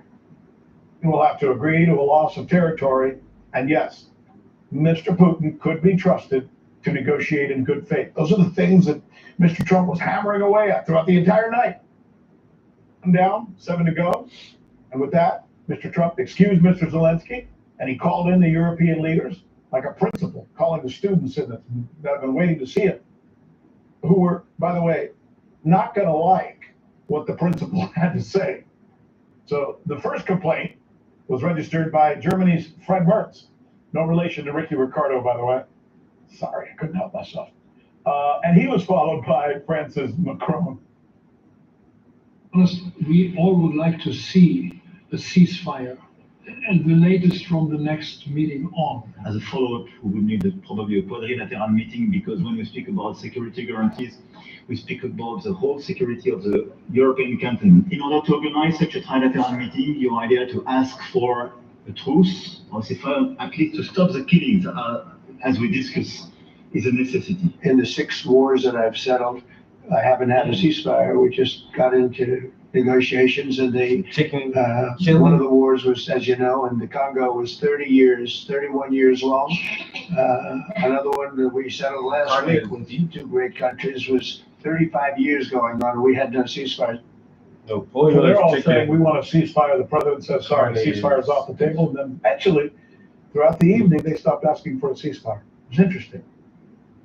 Dead deal. It was over. They weren't going to talk about the ceasefire anymore. Even Zelensky accepted the fact that they weren't going to get a ceasefire. Prime Minister Giorgia Meloni made her comment. By the way, this comment, it's so rooted in this crazy thing with Europeans. They hate Russians. They hate Russia. I don't know why. It's like just a crazy hate. It's almost irrational. They hate Putin. It's kind of what she showed here. She accused Mr. Putin of never, ever being willing to negotiate for peace, ever. I think it is an important day, a new phase, after 3 years and a half that we didn't see any kind of sign from the Russian side that there was a willing for dialogue. So something is changing, something has changed thanks to you. She's trying to give President Trump credit, but what she said is a lie. It's not true. It's not even fair, accurate, right? Even just any basic cursory Google search, just go on the Googles here and you'll see it right there. And Mr. Putin has on several occasions actually tried to do a deal. He agreed to a deal that Boris Johnson then came and said, nope, the deal is off. So that's not true. Once again, who came to Mr. Putin's rescue? This is so weird. An American president defending Russia's president, defending Russia. Putin's defense to Russia's defense, once again, letting everybody in the room know that he would be calling his friend and Russian counterpart. It's crazy him saying this in front of these people. As soon as they left the White House, he was going to pick up the phone and call Putin. A point that he made again and again and again, continually, up until the very end of this conversation and this reunion. I don't think there's any issue that's overly complex. It's at a point now where people want to do things. I really do believe. I've known him for a long time. I've always had a great relationship with him. I think that President Putin wants to find an answer too. And we'll see. And in a certain period of time, not very far from now, a week or 2 weeks, we're going to know whether or not we're going to solve this, or is this horrible fighting going to continue. We'll do our best to get it ended. And I believe you have two willing parties, and usually that's good news, but two willing parties that want to make a deal. And we'll journey together, and we'll go over and we'll see if it can be done. And it's possible it might not be able to be done. And that's how it ended. This was plainly, by any measure, not a good night for these European leaders. They had been relegated to the role of a pushy salesman whose product just wasn't very attractive, and the person didn't want to buy it. No one wanted to buy it. It wasn't a good argument. And when you think about it, it just wasn't a good look. I mean, they think about what they were selling, right? After all, they were begging war, good luck, to defend a Ukrainian leader who had been established throughout this meeting, on purpose, by the way, and he was never elected. Made them argument seem small, with maybe the best or the worst example of that coming toward the beginning as the so-called seven dwarfs were being introduced, and President Trump, this is kind of funny, you're going to like this, President Trump looks at the president of Finland, but confused look that seemed to say, and who are you? President Stubb of Finland, and he's somebody that, where are we here? You look better than I've ever seen. You've got a big new website idea and the team loves it. Instead of taking months to build it, why not just use Framer? With Framer, designing is building. No handoffs, no waiting. Build your full website. You look better than he didn't even know who he is. He's obviously never seen him before. He's standing right in front of him. Obviously, he's not that significant. And another point for the argument about these guys being, the seven dwarfs. Amazing. All right, so much to talk about. This was such an important night. Who better to talk to this about than Che Boats? He's an RT correspondent. He's coming in. Come on in, Che. Host of RT's Moscow Mules, and in fact, last night as I was sitting there watching this, I was thinking about you. Good to see you, buddy. Always good to see you. So, as I was watching this yesterday, and you heard my conclusion that I just shared with our viewers. It was a very bad night for Zelensky, a very bad night for these European leaders. They did look small from beginning to end. From the way they were received by a lady named Monica Crowley. I know Monica, I've worked with Monica. She's a reporter at Fox News. She's kind of a nobody, I hate to say it, but to be greeted by that. And then the continuation and Mr. Trump being firm on all of his points. And eventually it looked to me like they accepted the points. You say what? Yeah, I mean, my view is that this was like something out of a medieval play. It was like these people had been summoned. Remember the last time, and we spoke about it ourselves, not on air, but the last time President Trump summoned, the head of the EU to his golf course up in Scotland to do this economic deal, which he mentioned, where he basically told the head of the EU, you're going to buy hundreds of millions of dollars worth of gas from us. You're going to buy hundreds of millions of dollars worth of weapons from us. And that's how it's going to be. And she sat in the chair looking like, she needed a blood transfusion. And you saw that again yesterday. These guys have been summoned. The deal, or the bones of the deal, the scaffolding of this deal had already been done. Yeah. And they just needed to be there for the PR, and you could just see it. And it was kind of like, it sort of descended a bit into who could maybe have a little jibe at President Trump most. And Merz tried it, and then, Macron tried it to look very statesman-like. But everybody could see that they were just furniture. It looks to me, and you can never say these things. I've been in this business. You've been in this business long enough to know that we're not in the business of making predictions, and we shouldn't, because that's not our gig. But it looks to me like this thing is looking very good for what I think is most important to come out of this, which has nothing to do with Ukraine. It's looking very good for a future relationship between Russia and the United States. Yeah, and of course, this is the big fish that a lot of people, particularly in the West and the Western media, who, by the way, have portrayed this as some sort of success for the Europeans, that they looked unified. Really? Yeah, I mean, I was watching CNN and BBC today, and they're saying, well, at least we all arrived together at the same time. Good. At least Zelensky didn't get, tossed out or didn't get beaten, like metaphorically beaten, like he did the first time around. One of the things that I thought was really fascinating watching this was when they orchestrated things they wanted Americans and the world to know about Zelensky that nobody knew. For example, that bit about the fact that this guy's never been elected. He is not a democratically elected leader of his country.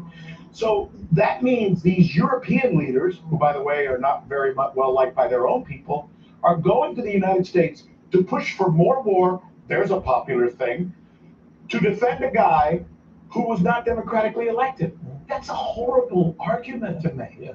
But nobody knew it until this White House or the people behind the president asked a reporter on purpose to ask that question to embarrass Mr. Zelensky. What? You say what? Yeah, well, back in 2019, when Volodymyr Zelensky was elected as the president, he was elected by over 70% of the electorate, which is insane. Okay, a massive landslide for him. And he'd started a TV show called Servant of the People, where he was just a school teacher who noticed how corrupt things were in Ukraine, surprise, surprise, and then stood for election. And his current political party is called Servant of the People. Can you imagine? Talk about life imitating art. So this guy who's the star of a TV show gets elected, and he gets elected on the promise. This is Zelensky on the promise of ending the war. Yes, the simmering civil war, which was started by the Maidan coup, and tackling corruption. Now he's already out of his presidential term, so he's unelected. He says, "I can't, give up his territory because of the Constitution." Yeah, but you can stay in power in contravention of the Constitution. You can arrest the opposition. You can imprison people. You can drag everyone off the streets out to war. You can sell Ukrainian assets globally to BlackRock and everything. But I can't do a deal. So it's quite remarkable where this guy has come from and to where he is, and it's theater. And that's the kind of theme I saw yesterday, was this idea of theater. Europeans had to be brought into the room because they're NATO members, etc. But you could see it on their faces. These are really hungry. See, I didn't know that, Jay. You just told me something I didn't know. I really thought they begged and borrowed to come here to talk to the president. And what you're saying is, it's almost like the president made it look that way, when in actuality, he called them there to get spanked. It was a spanking by the principal. Not that I believe in corporal punishment, by the way. I don't want to get in trouble with you.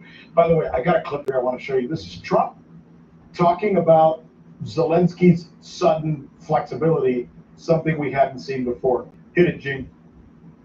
That Zelensky, President Zelensky, will do what he has to do. He has to show some flexibility also. The thing is a mess. So they're not going to be a part of NATO, but we've got the European nations, and they'll front load it, and they'll have some of them, France and Germany, a couple of them, UK. They want to have boots on the ground. Not in. I don't think it's going to be a problem, to be honest with you. I think Putin is tired of it. I think they're all tired of it, but you never know. So there was something interesting at the end there, and I don't think that's what he meant. I think that there is still some discussion that is continuing. By the way, the president made those comments a couple of hours ago. He was on one of the cable news channels in the United States. There is still an argument where the Europeans are trying to get something out of this deal, and what they want is to have peacekeepers in some parts of Ukraine. Peacekeepers. We don't know if that's 10 people, 20 guys on a mule, a guy with a flashlight. We don't know what that means. The president used the word boots on the ground. I will tell you right now, if that word is used in front of Lavrov or Mr. Putin, there's no way in hell this deal will get done. Because boots on the ground sounds like he's talking about soldiers. No foreign soldiers will be on Ukrainian land.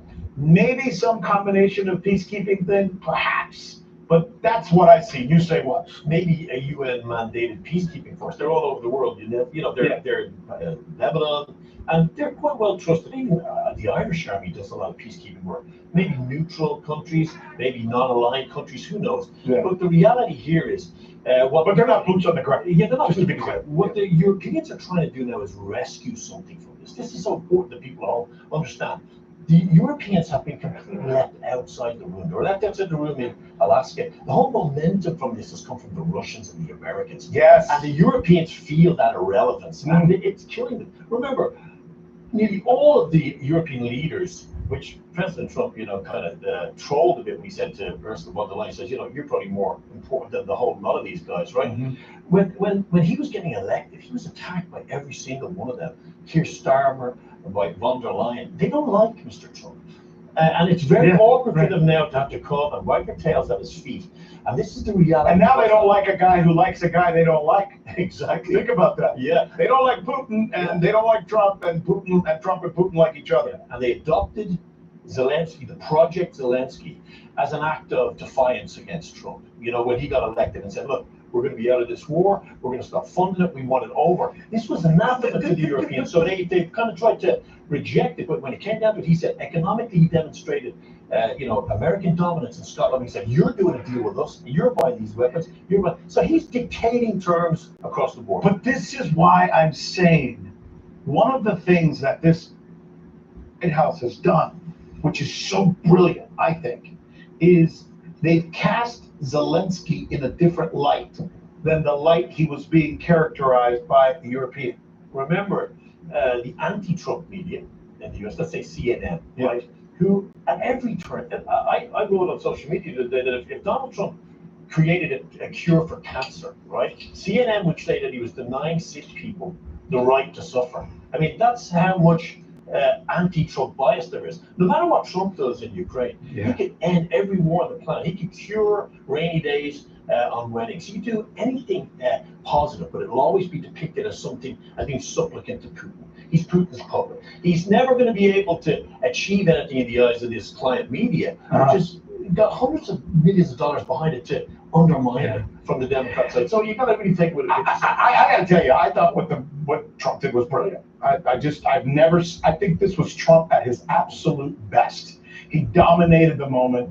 He owned the evening. And he was magnanimous. And he didn't rule anyone's nose in it too much. No. He was very subtle with it. It's like when he said about, I'll have to try that no election stuff. It was brilliant. It was nice. This was the art of the deal. And one more thing.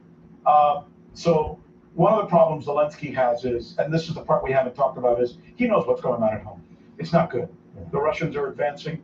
I mean, of course, looks like it's all but gone, if not very soon. And things are getting so bad that in his country, people are protesting.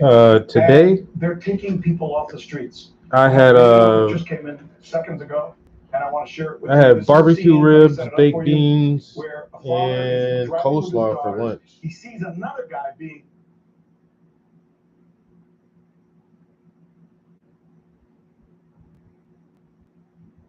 This is my breakfast.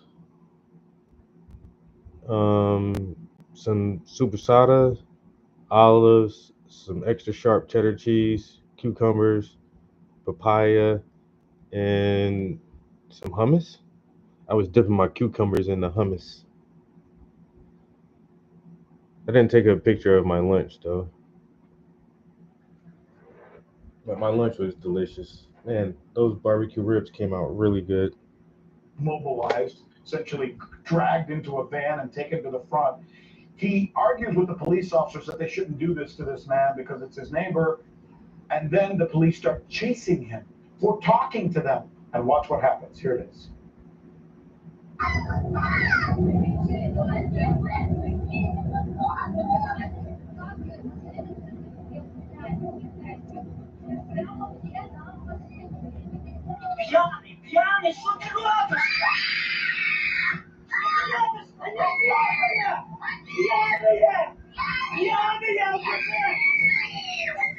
That's crazy, man. That's the democracy that these seven dwarfs are going to Washington to fight for. It's again, I'll say it again, it's not a good look. Well, look, you got to remember that there's so much political, financial capital invested by the European Union and by the Biden government, remember, in Ukraine to cover up this, creating this. Imagine the European Union is telling us that I like to eat, so President Zelensky, or ex-President Zelensky, is defending our freedom and democracy in Ukraine. He's not even the president. I mean, so that's the food tastes better when it looks nice. What's the Irish guy got to gain from this? Yeah, nothing. Yeah, so and then you follow on, you see people being abducted from the streets. And then he tries to ban the anti-corruption unit. I mean, how many red lights do you need, to tell you that this guy is not anything close to a Churchill? Well, the media, as you well know, and as my next guest will tell you, will do everything possible to not show you the red light and make you think it's green. And then make you think it's red when it's green and green when it's red. And it's what they do, damn it. And you're right, it's absolutely wrong. And they should be telling the American people in particular, and the Irish people, as well as the BBC and all those other Western media, what actually is going on, but they don't. That guy, by the way, is Alex Jones. He's going to be my guest. He's going to be coming up in just a little bit, and I'm so looking forward to talking to him. InfoWars host Alex Jones joining us in just a little bit. My thanks to you, buddy. Always good to see you. Be hitting that Irish bar very soon. We'll be right back.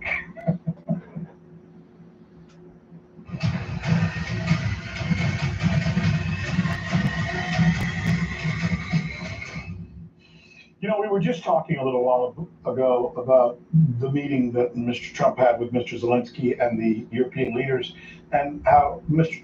Trump had to do a flank maneuver to try and tell truths to the American people, because if he depended on the New York Times, or if he depended on CNN, or if he depended on the so-called mainstream corporate media, or whatever you want to call it, that truth would never have gotten out. So he had to set up a situation where Americans could find out, for example, that Mr. Zelensky has not been elected by his own people. The guy has not been democratically elected. But nobody says that in the United States, so they think he's Mother Teresa, right? So think about that. Here's the president having to do the flank maneuver to get the truth out. Truth is important. So my next guest is someone who's been talking about that truth, someone who's been actually at the forefront. This guy was talking about how the corporate media lies, and he was talking about the administrative state before it was cool to do it. He was doing it before it was cool, before I did it, before I understood it. I used to criticize this guy and say he was crazy. Stan, he wasn't. He was telling us the truth. Alex Jones is my guest. He is the host of InfoWars, and he's good enough to join us now to to partake in this conversation.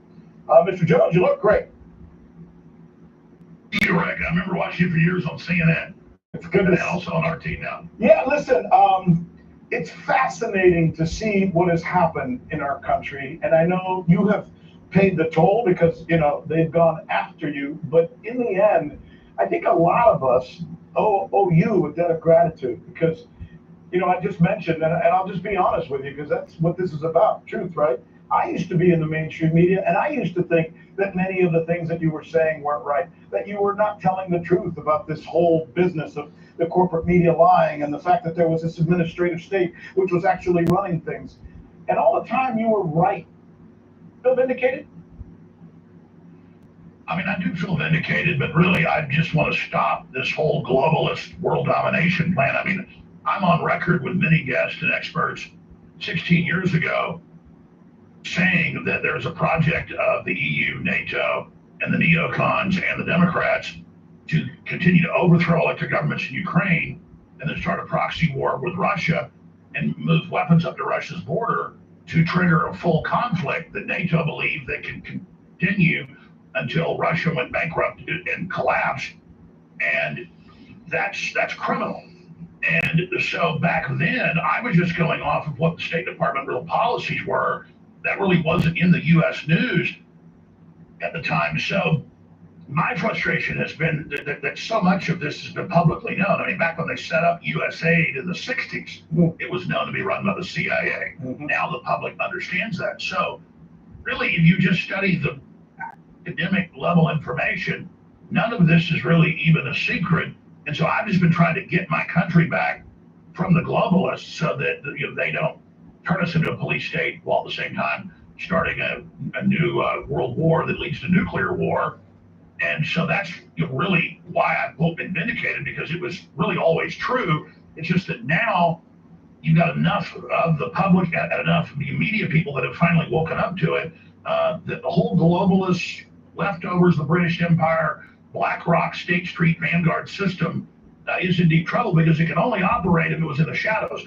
Now that it's out in the open, because journalists and the citizens have been opposing it, and Russia really has been, opposing it at the forefront politically, now it's in major decline. And the EU has said, as I know you know, their head economic ministers and defense ministers, we need a 20-year war with Russia as our economic plan. Yeah. We're going to bankrupt Russia and break it into 5 parts. That's a declaration of war. Well, guess what? 3.5 years later, really 16 years into this project, because it took NATO that long since 91 to get up, into Ukraine. It's really been a 30-plus year project, breaking their deals with Russia. That's failed. And Russia's already won strategically at every level in the last 3.5 years. And obviously Putin didn't want to have to go in there. He kept warning them dozens of times where they passed the red line.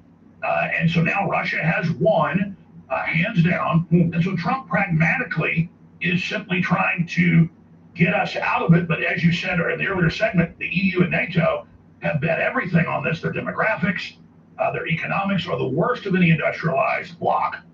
And so their business plan is Napoleon's plan and Hitler's plan to take on the Russians. And now the Russians, they killed 24 million Germans in the toe-to-toe fight, 27 million dead Russians. They didn't have nukes back then. Now they're the biggest nuclear power. So yeah, let's go start a fight with the meanest guy on the block.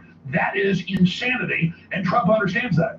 And you've been saying for the longest time, in fact, that these folks are all conjoined. They're all together. NATO, the big banks, interestingly enough, not just Washington and New York, but London and Paris as well. Explain that triad a little bit better so the rest of the people who are not allowed to hear that message can better understand. I don't know, man. Actually, this came out in Senate hearings. Like their end game is, I don't exactly know. Like from the State Department. Like Alex said, maybe the European Union, their end game is to further destroy Russia. Because so it was the Soviet Union, the USSR, and then they broke that down, and whatever treaties and agreements they made, And now they're really just trying to dismantle Russia because Russia is a very large territory. So they're just like, nah, y'all don't need all that fucking shit. We're going to break that bitch down and turn it into other nation states. But, why is that their objective or their agenda? Like I said, I don't know what the ultimate end game is.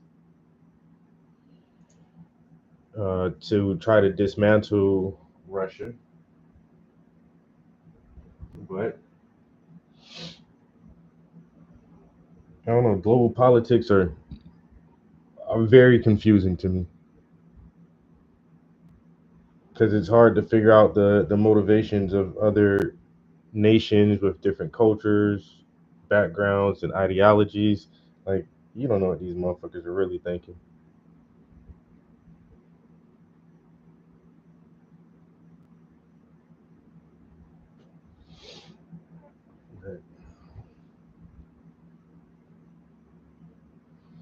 I just don't want no new wars, man. Stop with the war shit, bro. Spend too much money on that shit, man. That's my main thing, bro. It's like, why y'all spend so much money on death and destruction, bro? I thought we were supposed to be civilized. This is, the golden age of information and all this shit, man. The motherfuckers can't be civilized enough to not fucking slaughter each other on the battlefields or destroy cities. Mankind went from barbarism to decadence. And they just skipped over being fucking civilized.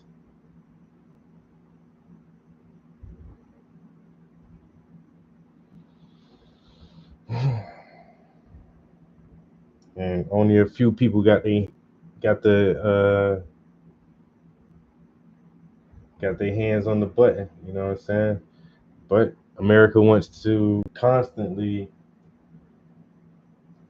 have a monopoly on violence, whereas we can only be violent. We're the only nation that should be violent. And if you show violence, then we'll be violent towards you to show you that violence is not the way.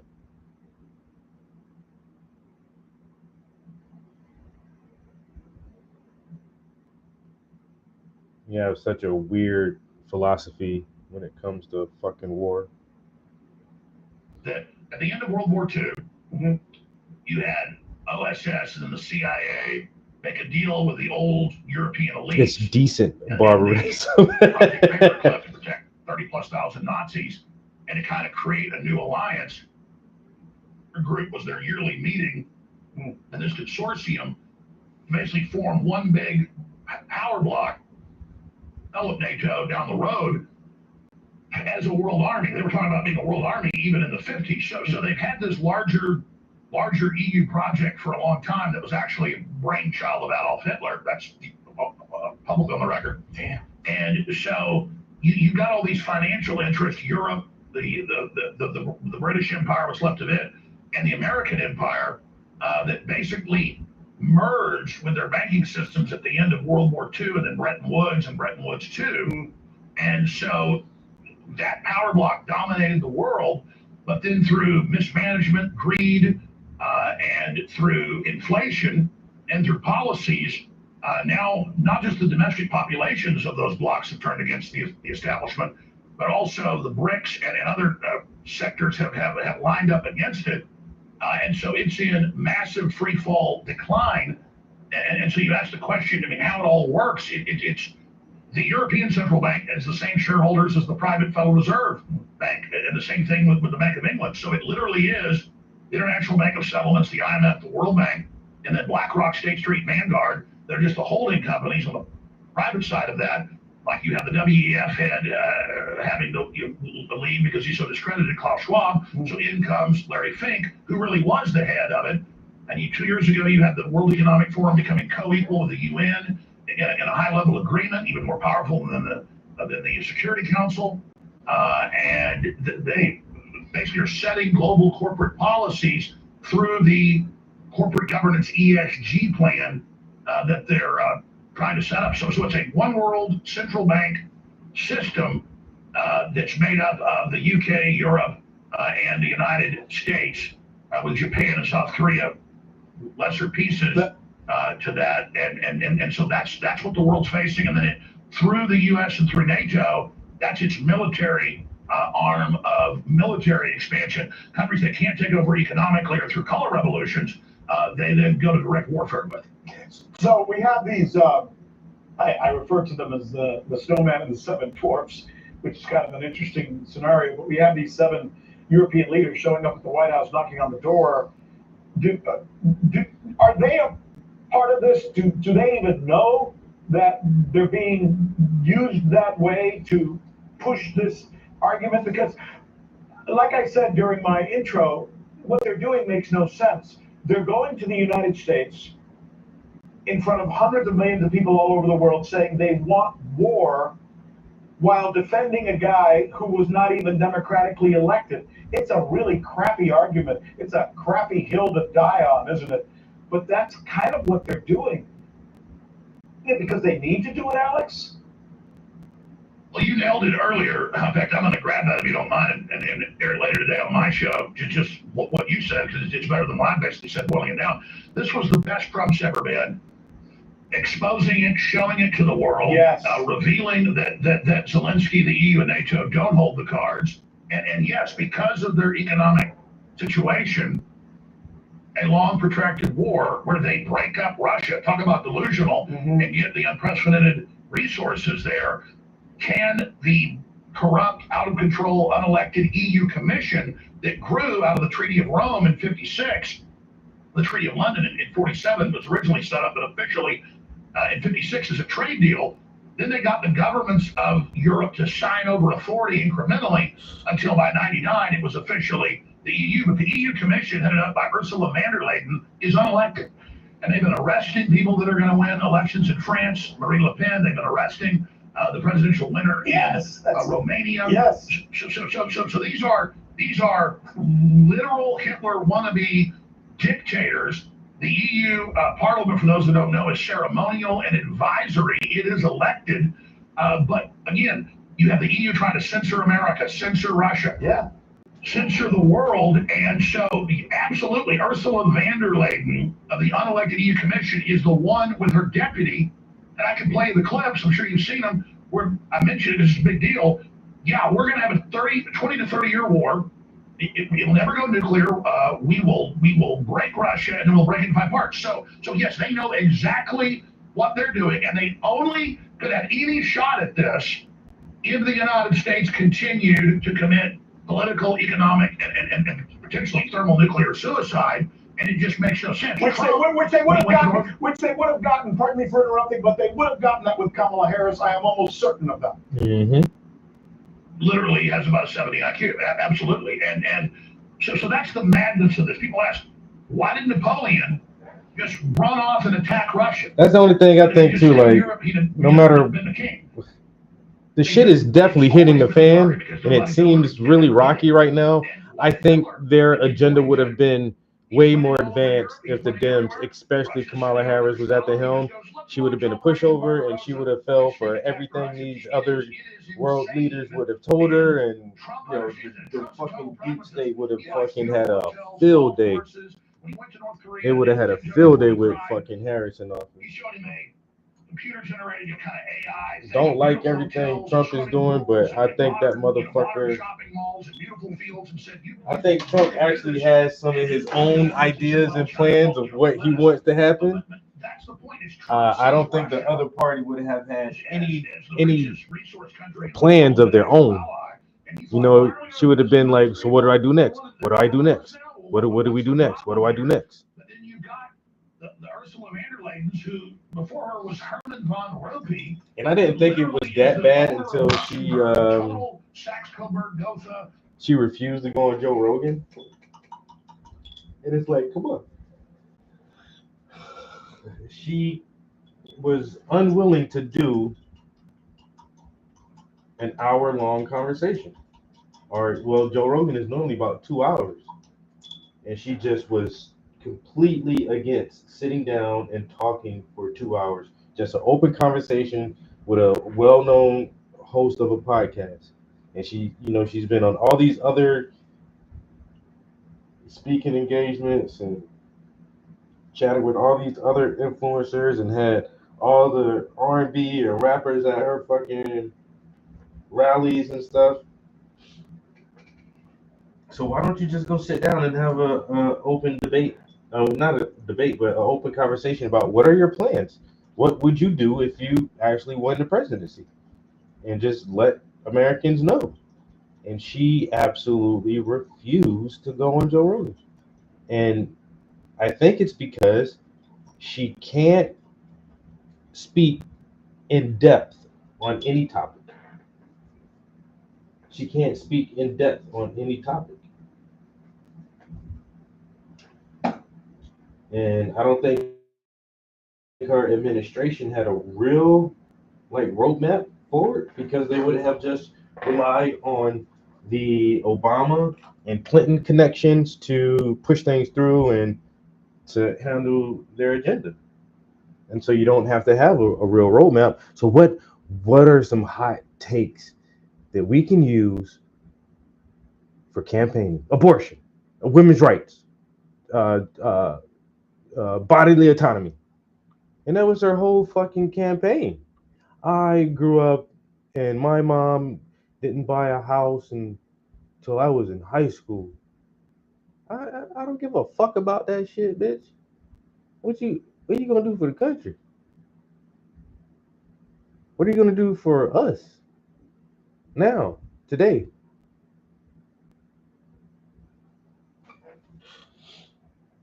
And she can't tell nobody shit, especially without a prompter. And so I think,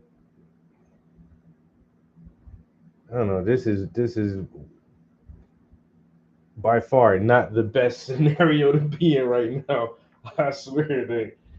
But I still think it's better than what a Harris Waltz administration would have looked like. I really do believe that. I think the Democrats are always just trying to pick some lackey ass puppets. I think that was the main reason for throwing the election the last time, to let Biden get in there, and why they tried so dramatically hard to keep that dude out this time.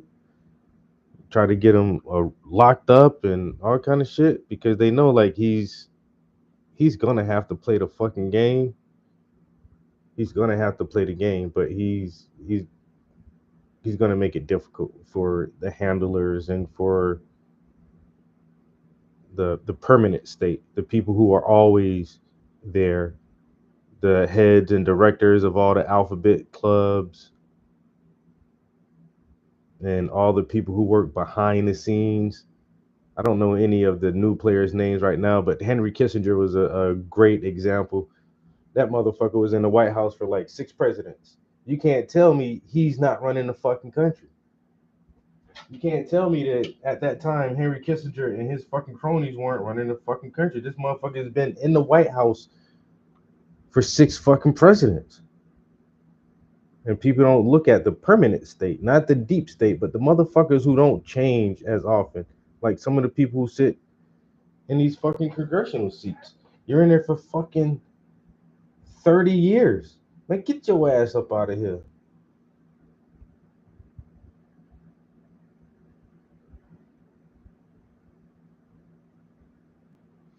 Motherfuckers be in them positions for 30 fucking years. That's the permanent state. And they don't want shit to change. And I think Trump has disrupted a lot of that. Not enough by far. But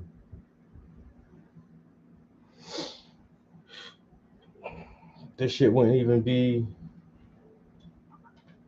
talked about if the other ones were in there. It'd just be war full ahead and down with Russia and all this other shit.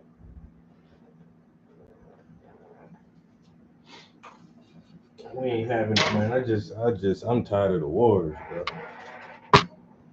I'm tired of they talking about we $37 trillion in debt. To who?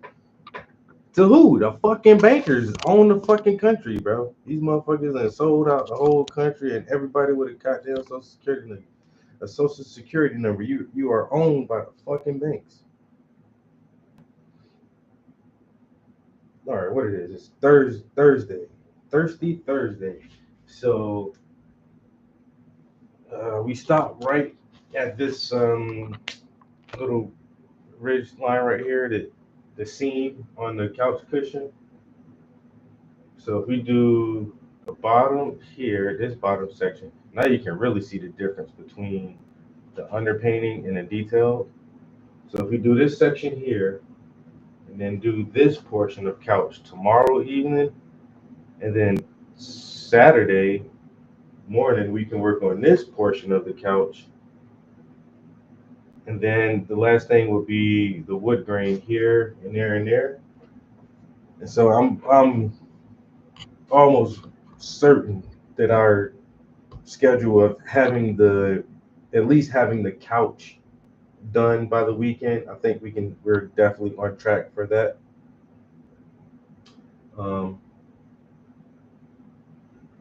Because it's looking really good. I'm actually really pleased with this couch, yo. Man, check out that leather. But yeah, hopefully finish the couch over the weekend, and then next week we'll start detailing the figure, and then hopefully by next weekend we can be just down to the wood grain and the books. So I was hoping I would finish not this weekend but next weekend, but it might go a little bit further than that. Not much, because I think those books are not going to be difficult, but I'm not going to fly through those, because it's 4 stacks of 4 books in a stack, so there's going to be a lot of lettering to do, and I'm not great at lettering. It is very tedious trying to letter these fucking books. And then the book that she's holding, that still has a few letters I need to put on there. It has the author and the illustrator name on the cover of the book, so we need to add that. So I was hoping 2 weeks, but it might be 3 weeks, which is not terrible. I mean, we've done some very extensive paintings this year. Very extensive paintings. Big format with lots of detail. And they look like, it took a long time to do. I can tell when people put a lot of time into paintings, man. You look at some art and you'd be like, a motherfucker did that shit in 10 minutes. Like, bitch, you just slapped some shit on that canvas. And you look at something like this, they'd be like, God damn, how long it took you to paint all that? And I tell them, I don't know, 100 hours maybe? How long we be spending in here? It took a while. It took a long time.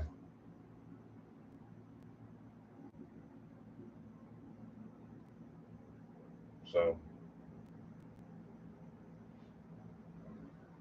it's gonna be a bomb one though. It's definitely gonna be bomb. Top notch. Superb, she says. I appreciate it, guys. Chilling in the studio with me on a big Thursday afternoon. We about to wrap it up. We did a good solid 2 hours in here. And it's 5 o'clock. I'm not really hungry yet, but what am I having for dinner? I think I'm gonna have some chicken and mashed potatoes and okra for dinner. But right now, we about to go hop on the game for a little while. And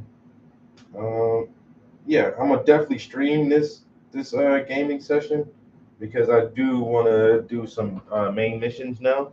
Like I said, I haven't streamed in a minute because I've been doing a lot of boring ass shit, but I'm gonna do a main mission and see where the story for Death Stranding 2 is gonna take us.